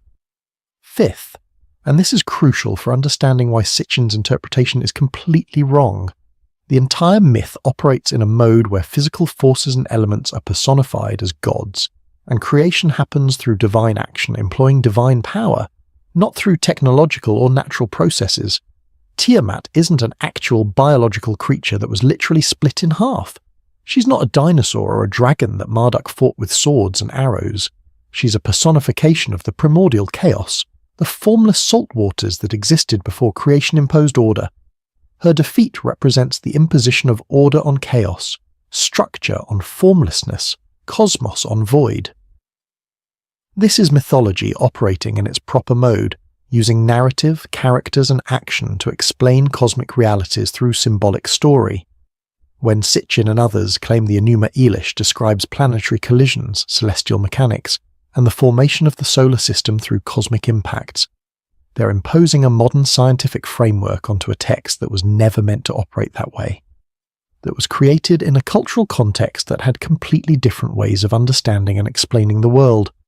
Yes, if you're determined to force the interpretation, if you ignore the actual language and cultural context, If you treat poetic religious metaphor as if it were scientific description, you can claim that Tiamat represents a planet that was destroyed in a cosmic collision, that Marduk represents another planetary body or celestial object that collided with it, that the creation of heaven and Earth from her body represents the formation of Earth, and the asteroid belt from planetary debris following an ancient impact event. But this interpretation requires systematically ignoring the actual language, dismissing the genre, rejecting the cultural context, and disregarding the explicit statements about what these beings are and what is happening. The text says Tiamat is the salt water personified, not a planet. It says she's the mother of gods, not a wandering celestial body. It says Marduk is a god born from other gods through divine generation, not an astronomical object. It describes creation through divine combat employing supernatural weapons and divine will, not through natural physical processes governed by gravity and momentum. The text tells us repeatedly, in language that's clear if we listen honestly, that this is mythology, religious narrative, theological explanation, not astronomy or planetary science disguised as poetry. Forcing modern astronomical theories onto ancient mythology doesn't reveal hidden knowledge that ancient peoples possessed. It doesn't decode secret scientific information encoded in religious texts. It distorts the text beyond recognition and prevents us from understanding what it actually meant to the people who composed it, recited it, and heard it in temples and palaces throughout Mesopotamia for thousands of years. The Enuma Elish is theology, not astronomy. It's a religious text explaining cosmic origins through mythological narrative, justifying Marduk's supremacy theologically, accounting for the structure of the universe as Babylonians understood it, defining humanity's purpose and place, and reinforcing Babylon's political authority by making their patron god supreme over all others. It does this through mythological narrative, using gods as characters, violence as plot, divine decree as mechanism, and poetic language as medium. That's what mythology is and how it functions across all human cultures. The Anunnaki in this text are divine administrators, guards of heaven and underworld assigned positions by Marduk, servants of the supreme god maintaining cosmic order. They're not aliens, they're not astronauts, they're not extraterrestrial genetic engineers. They're gods, divine beings, serving specific functions within Babylonian religious cosmology, maintaining the ordered universe that Marduk created from primordial chaos. Now, we must directly address the modern distortions that have twisted authentic Sumerian and Babylonian mythology into pseudo-historical claims about ancient astronauts and extraterrestrial genetic engineering. How did legitimate religious texts about divine judges and cosmic order become corrupted into tales of aliens mining gold and manipulating human DNA? The transformation didn't happen in ancient times. It's entirely modern, beginning in the 20th century with the rise of pseudo-archaeology and ancient astronaut theories. The story begins with Erich von Däniken and his influential book Chariots of the Gods, published in 1968 during a period of intense public interest in UFOs, space exploration, and countercultural challenges to traditional authority. Von Däniken didn't focus specifically on the Anunnaki or Sumerian texts in detail, but he established the conceptual framework that would enable later writers to reinterpret ancient texts and artifacts through an extraterrestrial lens. His central claim was audacious and captured public imagination. Many ancient religious texts, archaeological sites, and unexplained artifacts could be better explained as evidence of extraterrestrial visitation in humanity's distant past than through conventional historical and archaeological interpretations. He argued that ancient peoples lacked the technological capability and intellectual sophistication to build impressive structures like the pyramids of Egypt, the statues of Easter Island, or the lines of Nazca on their own, so aliens must have either built these structures themselves or provided the knowledge and technology necessary for humans to build them. He reinterpreted religious texts from various cultures as confused accounts of technological encounters that primitive people misunderstood and mythologized, turning advanced aliens into gods simply because they lacked proper categories to understand what they were seeing. He claimed that descriptions of gods were actually descriptions of extraterrestrial visitors, that divine powers were misunderstood advanced technology, that creation myths encoded race memories of genetic engineering, that religious art depicted spacecraft and technology. The framework was fundamentally pseudo-archaeological, based on systematically misrepresenting evidence, ignoring inconvenient facts, cherry-picking data, and making assumptions that experts in the relevant fields universally rejected as nonsense. But despite being thoroughly debunked by archaeologists, historians, engineers, and scholars from multiple relevant disciplines, von Däniken's books proved immensely popular with general audiences who found his claims exciting and appealing. Chariots of the Gods sold millions of copies worldwide and spawned numerous sequels, imitators, and an entire genre of ancient astronaut literature that continues to this day. Why was it so popular despite being wrong? Multiple factors contributed to its success. The space age was exciting, and the idea that ancient humans had encountered aliens made both ancient history and space exploration seem more connected and relevant. Distrust of established authorities made people receptive to alternative explanations that challenged expert consensus. The claims were presented as if they were scientific and evidence-based, using photographs, diagrams, and technical-sounding language that gave them false credibility. And fundamentally, the stories were more exciting than conventional history, offering mystery, conspiracy, and cosmic significance rather than the patient accumulation of knowledge through careful research. Then came Zecharia Sitchin, who took von Däniken's framework and applied it specifically and systematically to Sumerian and Babylonian texts with claims of linguistic expertise that gave his work a veneer of scholarly credibility it didn't deserve. In 1976, Sitchin published The 12th Planet, the first in his Earth Chronicles series that would eventually total 13 books elaborating his theories in exhaustive detail. Sitchin claimed expertise in reading Sumerian cuneiform tablets and Akkadian texts, though he had no formal training in Assyriology, no degree in ancient languages, no academic credentials in the relevant fields. He was an independent scholar, self-taught in languages notoriously difficult to master, claiming to have discovered the true meaning of Sumerian texts that professional scholars had supposedly missed or deliberately suppressed. According to Sitchin's interpretation, which he supported with selective quotations, creative translations, and elaborate constructions connecting various myths into a single coherent narrative, the Sumerian tablets told a completely different story than anyone had realized. The Anunnaki weren't gods in any traditional religious sense. They were aliens, extraterrestrial beings, humanoid visitors from a distant planet in our own solar system. This planet, which Sitchin called Nibiru, was supposedly a 12th planet in the solar system, if you counted the sun and moon as planets in the ancient manner.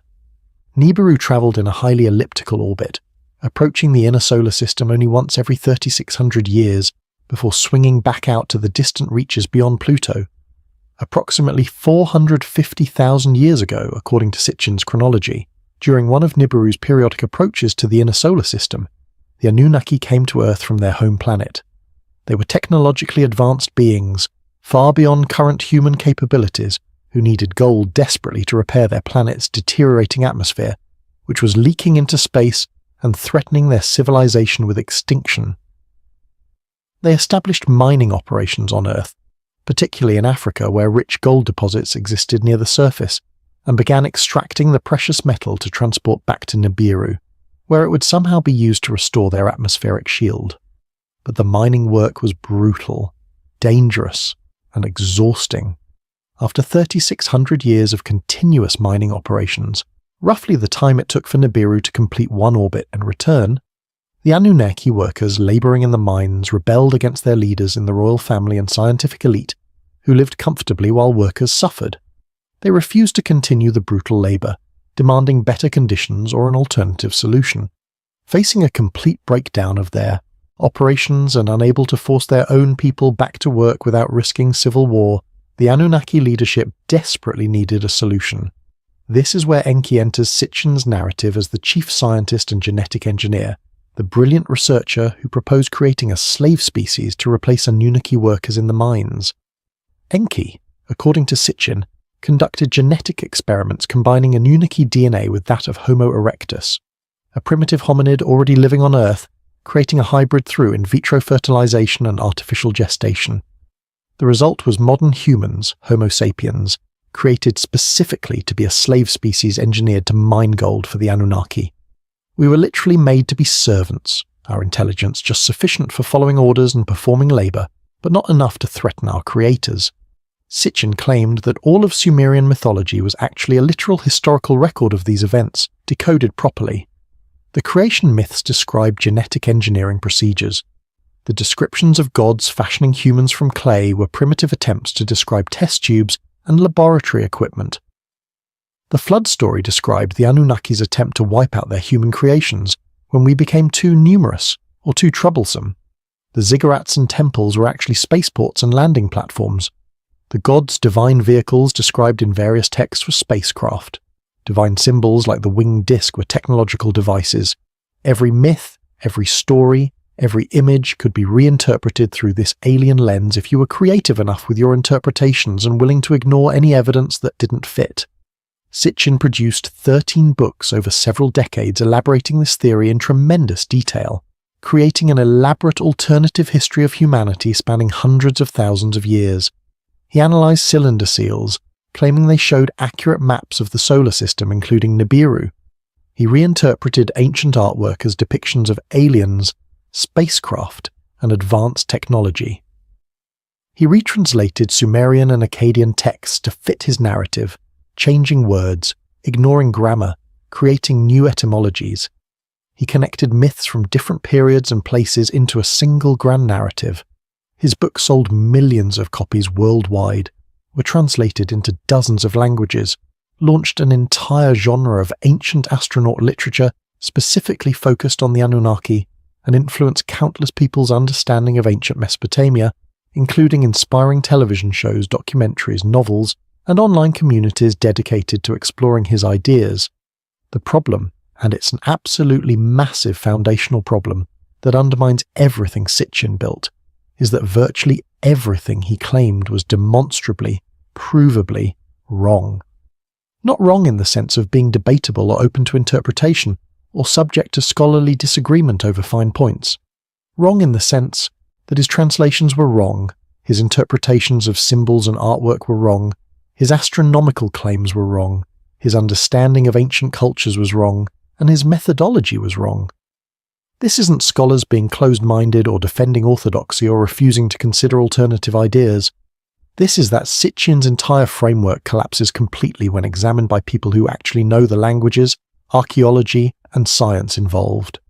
Let's address the specific problems systematically and thoroughly, because this is genuinely important. People who encounter Sitchin's work deserve to know why experts reject these claims universally, and the reasons are compelling and conclusive. First and most fundamentally, Sitchin's translations are wrong. He claimed to read Sumerian and Akkadian cuneiform accurately, but his translations consistently don't match what the texts actually say. This isn't a matter of differing interpretations of ambiguous passages.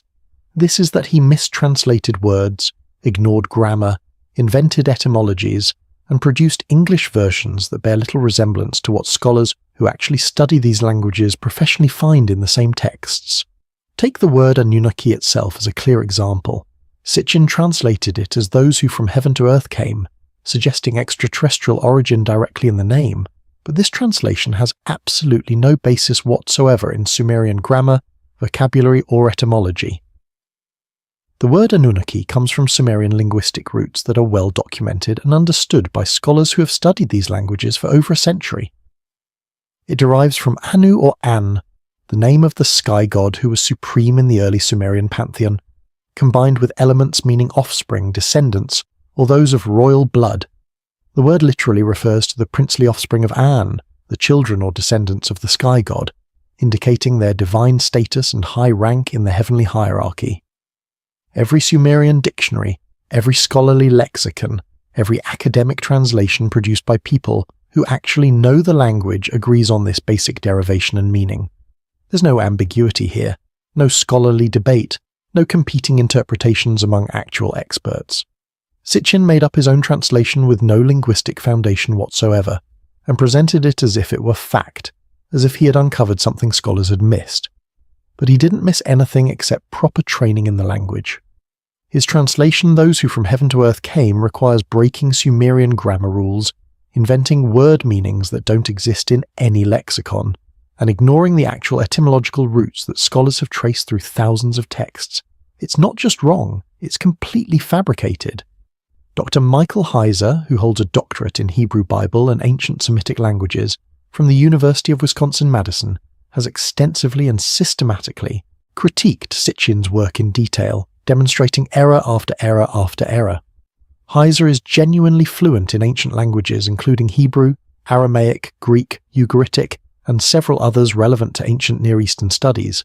He studied Sumerian and Akkadian formally, and can actually read the cuneiform tablets in their original languages without relying on translations. He's not approaching this as a skeptic with an agenda. He's approaching it as a scholar who can verify claims directly by reading the primary sources. He's examined Sitchin's translations line by line, comparing them to what the texts actually say, and found error after error after error throughout Sitchin's work. In one comprehensive analysis, Heiser went to the electronic text corpus of Sumerian literature, a comprehensive online database maintained by Oxford University that contains virtually every known Sumerian literary text that has been recovered, translated, and published. This database is freely available to anyone with internet access. Anyone can check these texts. It contains the actual texts with scholarly translations that represent the consensus understanding of hundreds of experts who have dedicated their careers to understanding these languages. Heiser systematically searched for every instance of the word Anunnaki in this massive corpus, examining each occurrence in its full context to understand how the word was actually used in Sumerian literature. His conclusion after examining every single reference was absolutely unambiguous and thoroughly documented.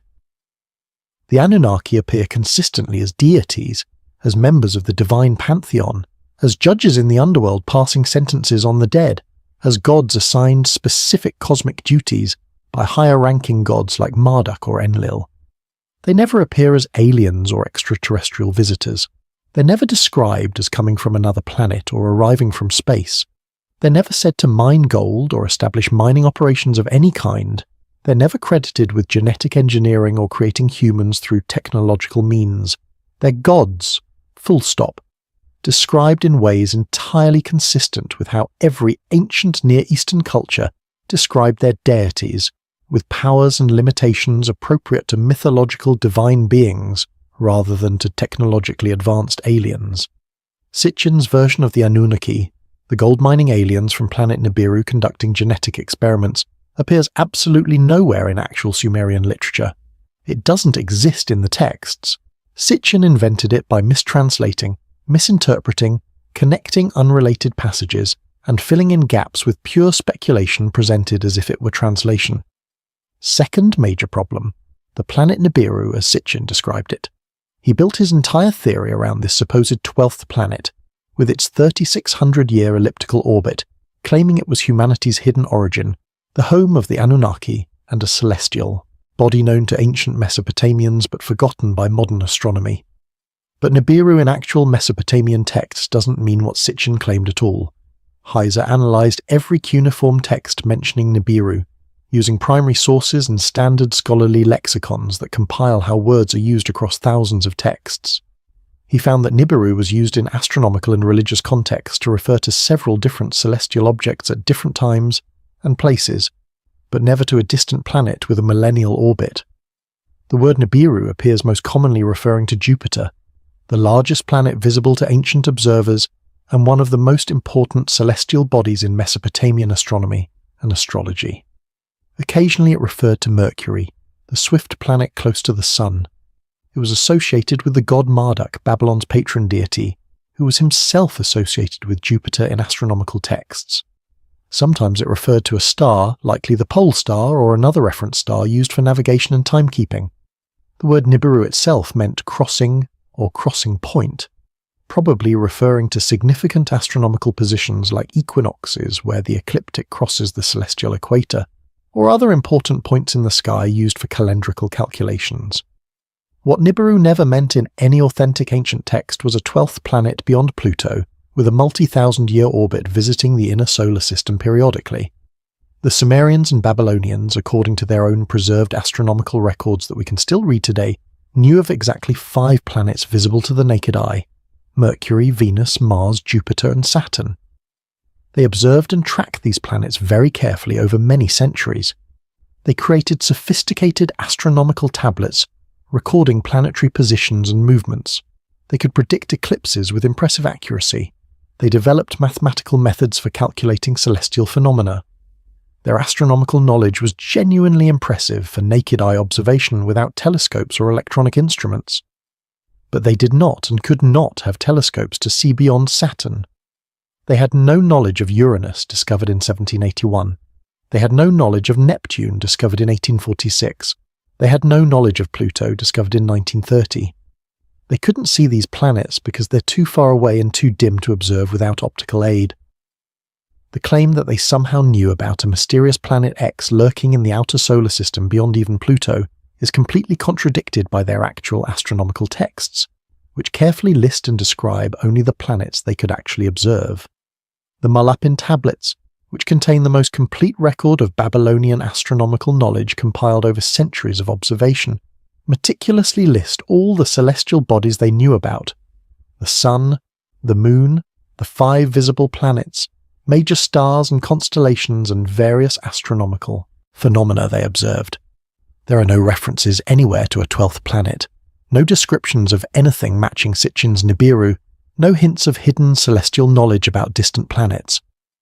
Everything in their astronomical texts describes what they could actually see and measure with their available observational techniques. Third major problem: modern astronomy has thoroughly and completely debunked the possibility of Nibiru, as Sitchin described it, through multiple independent lines of evidence. An orbit that brings a large planet from beyond Pluto all the way into the inner solar system between Mars and Jupiter every 3,600 years would be gravitationally unstable over long timescales, according to well-established laws of celestial mechanics. Planetary orbits are governed by precise mathematical laws discovered by Johannes Kepler in the early 1600s and explained by Isaac Newton's law of universal gravitation. We can calculate with great precision and accuracy what kinds of orbits are stable over millions and billions of years, and which orbits would be disrupted by gravitational perturbations. A highly elliptical orbit like Sitchin proposed, especially one bringing a large planet close to the massive planets Jupiter and Saturn on every pass through the inner system, would be perturbed significantly by gravitational interactions with those giant planets. Each close passage would alter the orbit slightly. Over geological time, over millions of years, these cumulative perturbations would either eject the planet from the solar system entirely by giving it enough velocity to escape the Sun's gravity, or would circularize its orbit, bringing it into a more stable configuration, or would cause it to collide with another planet. The orbit could not maintain a regular 3,600-year cycle, as Sitchin claimed, for the hundreds of millions of years necessary for his timeline. The mathematics simply doesn't work. The physics doesn't allow it. Moreover, if such a planet existed and had the mass necessary to be habitable, to support an advanced civilization, to be a genuine world rather than a small asteroid, we would detect its gravitational influence on other objects in the solar system. This is how we've historically discovered planets we couldn't see directly. Neptune was discovered because its gravity affected Uranus's orbit in measurable ways. Astronomers calculated where Neptune must be based on those perturbations and pointed telescopes there, finding it exactly where predicted. Similarly, we've detected the probable existence of a genuine Planet 9 in the far outer solar system, much farther out than Pluto, based on gravitational effects on smaller objects in the Kuiper belt. If Nibiru existed with the orbit and mass Sitchin described, its gravitational signature would be obvious and unmistakable throughout the outer solar system. NASA has explicitly and repeatedly addressed the Nibiru claim, stating, categorically based on comprehensive evidence, that no such planet exists. Multiple systematic searches for undiscovered planets have been conducted using increasingly sophisticated observational methods and instruments. We've found numerous dwarf planets in the outer solar system beyond Pluto, like Eris, Makemake, and Haumea. We've mapped the Kuiper belt in detail.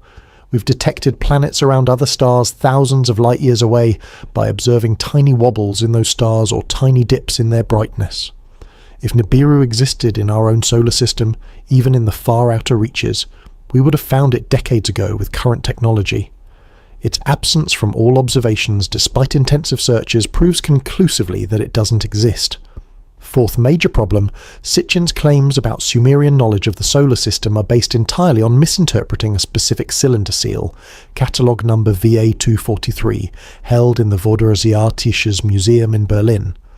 Sitchin published images of this seal showing a central circle surrounded by multiple smaller circles, and he claimed this represented the sun surrounded by all the planets of the solar system, including Nibiru, proving that Sumerians had accurate advanced astronomical knowledge given to them by extraterrestrial visitors.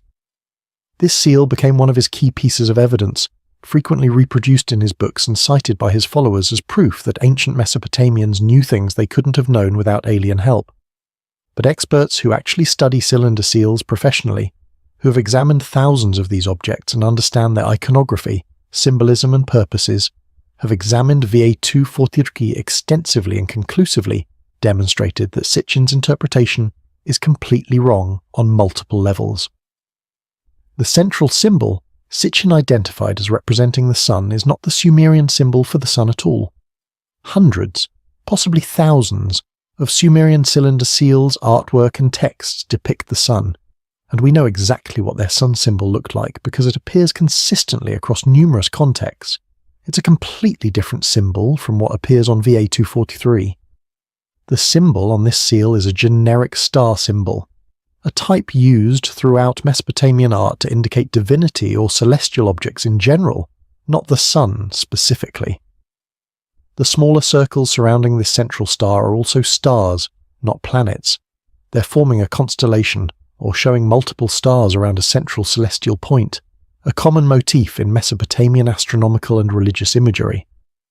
The seal has nothing whatsoever to do with mapping the solar system. It's showing stars in the heavens, possibly representing a deity's celestial domain or divine power symbolized through heavenly imagery. When the cuneiform inscription on VA243 is properly translated by people who can actually read Sumerian rather than inventing meanings, it says something mundane like, "You are his servant," or similar administrative phrases extremely common on cylinder seals throughout Mesopotamian history. It's an ownership or authority seal, indicating that someone worked for someone else, or that a particular god protected a particular person. It has absolutely nothing to do with astronomy, solar systems, or planetary maps. Sitchin's interpretation was completely wrong from the beginning, based on imposing modern concepts onto ancient symbols he didn't properly understand, seeing what he wanted to see, rather than what was actually there. Fifth major problem, the gold mining claim that's central to Sitchin's entire narrative.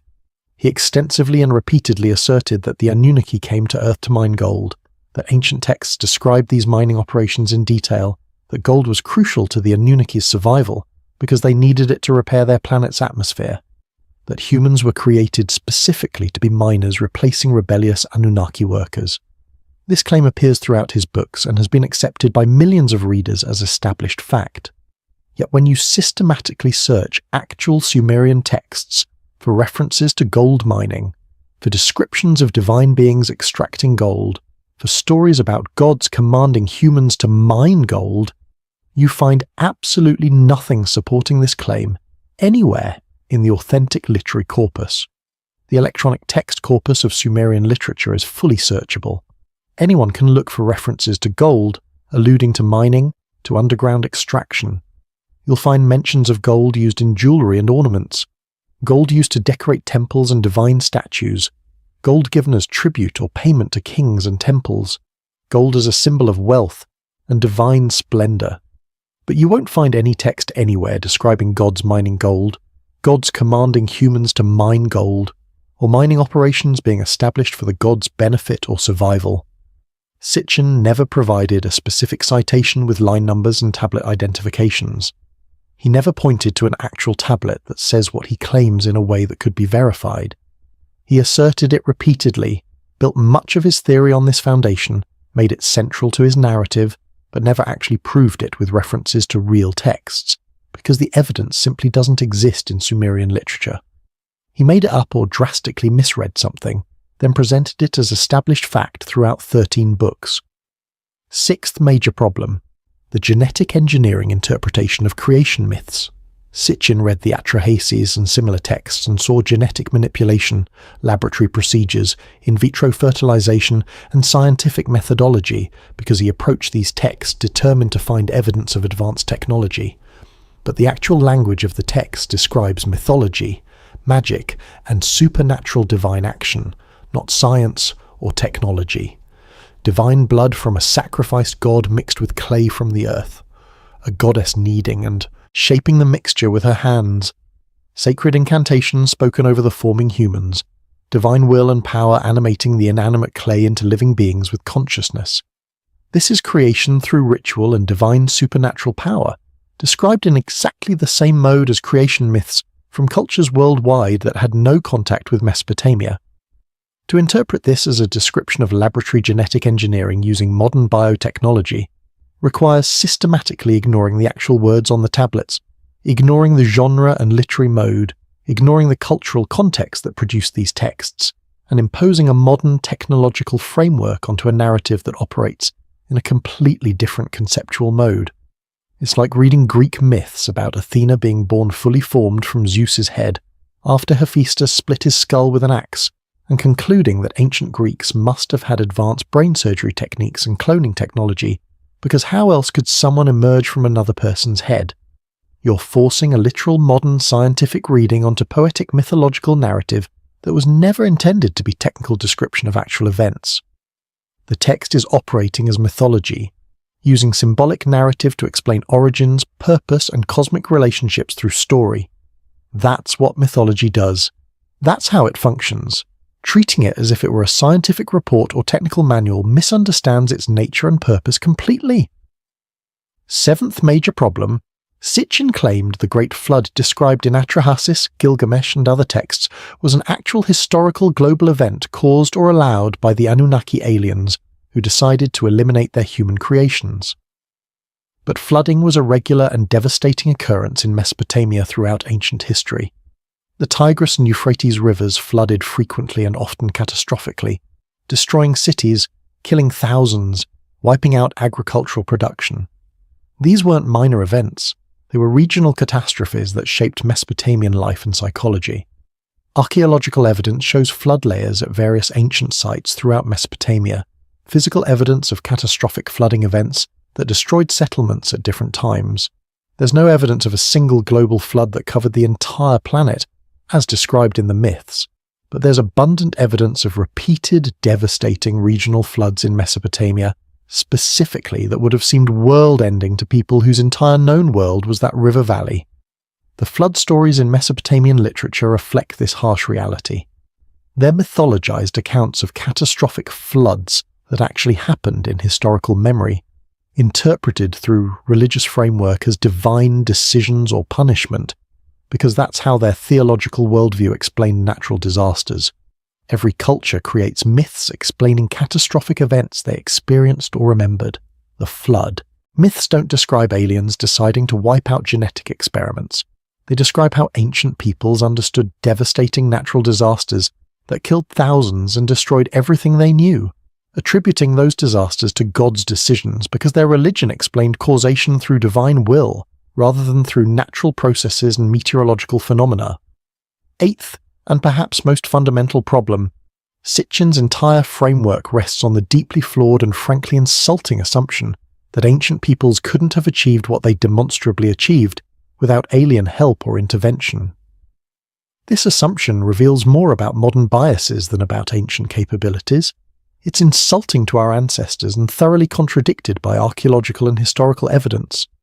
The development of writing in Mesopotamia, for example, is completely traceable through archaeological record across centuries.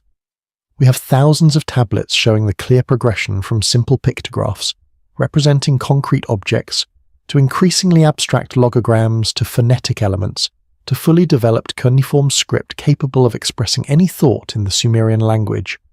We can see each stage of evolution. We can watch literacy spreading through society over generations. We can observe scribal schools teaching the system to new students. There's no mysterious jump requiring alien explanation. There's just humans gradually improving a technology through trial, error, innovation, and transmission of knowledge. Similarly, Sumerian mathematics and astronomy show completely natural development over many centuries of careful observation and incremental advancement. They made observations of the sky night after night, generation after generation. They recorded data on clay tablets that accumulated over centuries.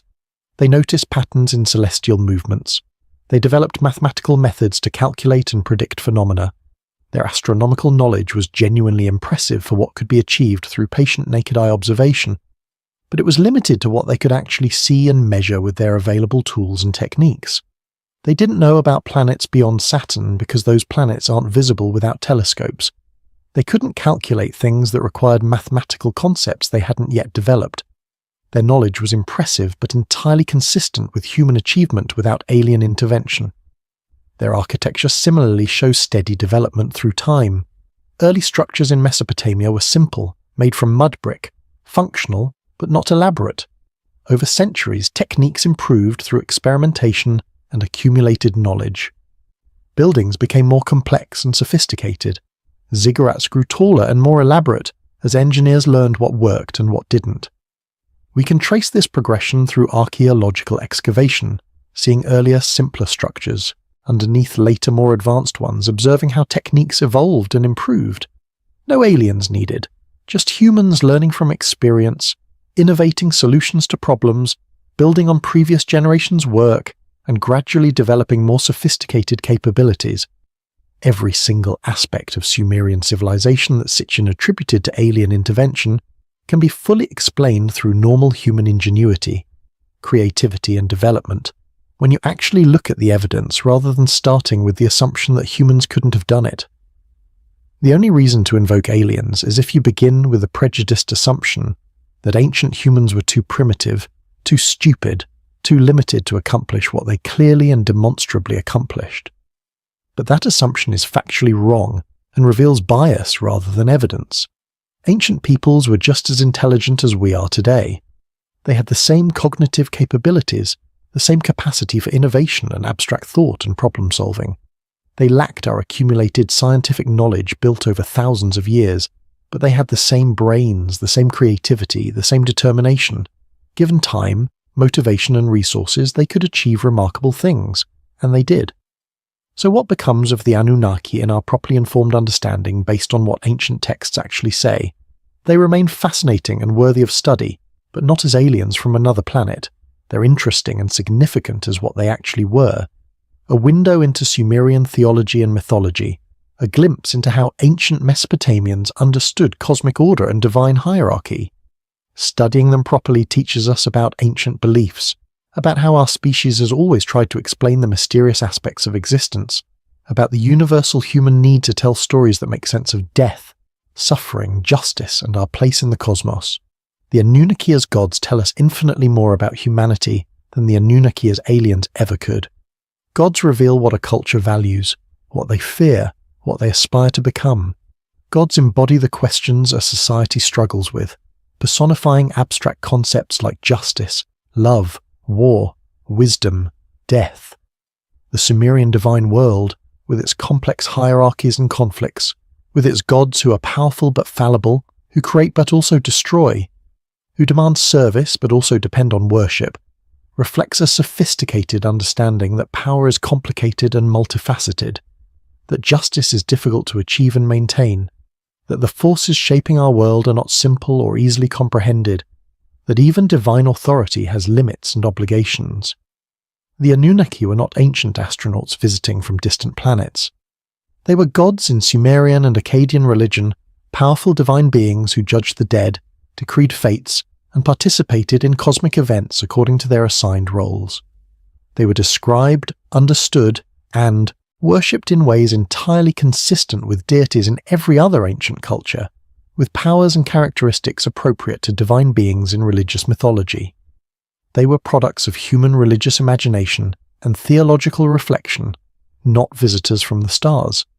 The real story of the Anunnaki is ultimately the story of humanity itself, the story of how we developed civilization from small agricultural villages to great cities, the story of how we created religion to explain existence and provide meaning, the story of how we invented writing to preserve knowledge and communicate across time, The story of how we told stories, sang songs, composed poetry and created art.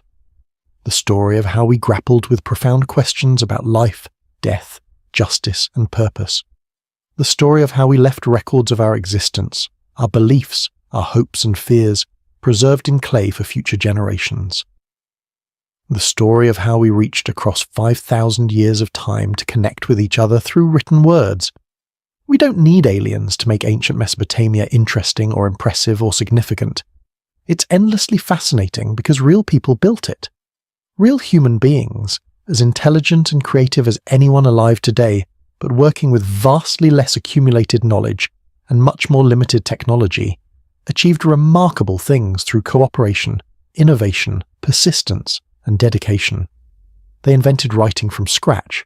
They created sophisticated legal systems. They built great cities with complex infrastructure. They developed mathematics and astronomy. They created enduring literature and art. They established religions that addressed the deepest human questions. And they did all of this themselves, without help from extraterrestrial visitors, proving what humans are capable of when given time, motivation, and freedom to innovate. The Sumerians are our ancestors, not necessarily in a direct genetic sense, but certainly in a cultural and intellectual sense that connects us across millennia. Every time you check the time and see it divided into hours, minutes, and seconds, you're using their base 60 mathematical system that they developed for astronomical calculations.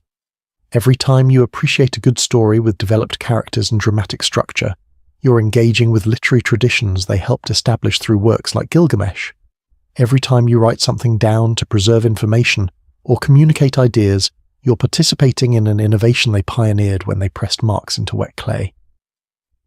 The legacy of Mesopotamian civilization lives on in countless ways we rarely notice or acknowledge, embedded deep in the foundations of modern culture. The Anunnaki survive not as historical aliens who visited Earth in ancient times, but as mythology, as part of humanity's vast cultural heritage spanning thousands of years and countless civilizations. They survive in clay tablets housed carefully in museums, worldwide preserved for study and appreciation. They survive in scholarly translations that make ancient texts accessible to modern readers. They survive in academic courses about ancient Near Eastern religion taught at universities. They survive as examples of how religions develop and change over time, how divine hierarchies reflect social structures, how humans have always sought to explain the world and their place in it through stories about powerful beings who shaped reality. The tablets don't lie when read honestly by people trained to read them. They say what they say, and we can read them accurately using well-established linguistic knowledge accumulated over more than a century of scholarly work. The Anunnaki were gods, members of the Mesopotamian pantheon, judges and administrators with specific divine roles in maintaining cosmic order. They were not aliens, despite persistent modern reinterpretation by people who can't or won't read the texts accurately. No amount of wishful thinking, creative interpretation, or determined misreading will change what the ancient texts actually say when approached honestly. So the next time someone tells you confidently that Sumerian texts prove ancient astronauts visited Earth, that the Anunnaki were extraterrestrials who genetically engineered humanity to be a slave species, that ancient civilizations couldn't possibly have achieved what they did without alien help or advanced technology from outside sources, you'll know better. You'll know those claims rest entirely on mistranslations and misinterpretations by someone with no proper training. You'll know that actual experts, people who can genuinely read the languages and have dedicated careers to studying these cultures, unanimously reject these theories as pseudo-archaeology. You'll know that the evidence, when examined honestly and carefully by qualified scholars, tells a completely different story from what ancient astronaut theorists claim. A story about real human beings achieving remarkable things through their own efforts and ingenuity. A story about the development of civilization through human creativity, cooperation, and persistent innovation over many generations. A story about sophisticated theology and beautiful literature created by our ancestors who were just as intelligent as we are. A story about people who looked at the stars and imagined gods dwelling there, who pressed marks into clay and invented writing to preserve their thoughts, who built cities and temples and created cultures that influenced human history for thousands of years and still influence us today in ways we rarely recognize. That's the real story, and honestly, it's more than enough. It's inspiring, humbling, and deeply meaningful without requiring aliens or conspiracy or hidden knowledge. The Anunnaki were survivors in the truest and most profound sense. They survived through the enduring power of story preserved across millennia, through words, pressed into clay tablets that outlasted empires and civilizations, through the dedication of countless scholars who recovered and translated these ancient voices, through our continued interest in understanding where we came from and how our ancestors made sense of their world. They were not gods who literally walked the earth with actual supernatural powers performing miracles. They were not aliens who descended from distant planets to mine gold and engineer DNA.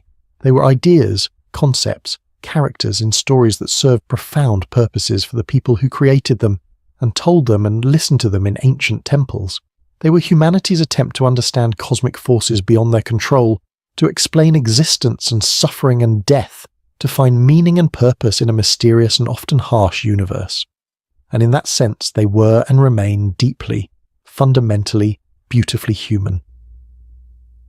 The clay tablets will continue to be studied by new generations of scholars using ever-improving methods. New discoveries will undoubtedly refine our understanding of Mesopotamian religion and culture. The conversation about what these texts mean and what they reveal about ancient civilization will continue evolving as we learn more. But one thing is absolutely certain based on everything we know now. The more we learn about actual Sumerian civilization through proper scholarship, rigorous methodology, and honest engagement with evidence, the more we understand that they needed no aliens, no outside intervention, no extraterrestrial help whatsoever. They were humans, fully capable and remarkably creative, building civilization literally from the ground up through their own blood, sweat, determination, and brilliance. The Anunnaki myths, understood properly and honestly, celebrate human achievement rather than diminishing it by attributing it to aliens. They show us people grappling with the biggest questions existence poses, creating sophisticated theological systems to explain reality, producing enduring literature that still speaks across 5,000 years, leaving a legacy that spans millennia and continues enriching human culture. That legacy deserves our respect, our honest inquiry, our commitment to understanding it on its own terms rather than twisting it to fit modern fantasies about ancient astronauts. Thank you for joining me on this comprehensive journey through ancient Mesopotamia, through actual Sumerian texts read honestly, through the real story of who and what the Anunnaki actually were. If you found this deep exploration valuable, if it changed your understanding or gave you tools to evaluate extraordinary claims more critically, please like this video and subscribe to this channel for more thoroughly researched investigations into history, mythology, and the enduring questions that connect us to our ancestors across vast expanses of time. Leave a comment sharing your thoughts, questions, or reactions. The conversation continues, and your perspective adds valuable dimensions to our collective understanding of these ancient mysteries. Until next time, keep questioning everything you're told, keep learning from qualified experts who have relevant knowledge, and always demand solid evidence for extraordinary claims before accepting them as truth. The truth of the past is remarkable enough without embellishment, exaggeration, or invention. The real achievements of ancient civilizations stand powerfully on their own, testifying to human creativity and potential across thousands of years without requiring alien intervention to explain them. The Anunnaki were not gods in the literal supernatural sense, and they were certainly not aliens from another planet. They were concepts, stories, expressions of ancient spirituality and culture created by people trying to understand their world. They were, in the most profound way possible, survivors who lived on through the power of written word preserved in clay, waiting patiently for 5,000 years for us to rediscover them and finally understand what they truly meant to the people who first imagined them into existence. Good night, and may your curiosity always lead you toward truth rather than comfortable fantasy.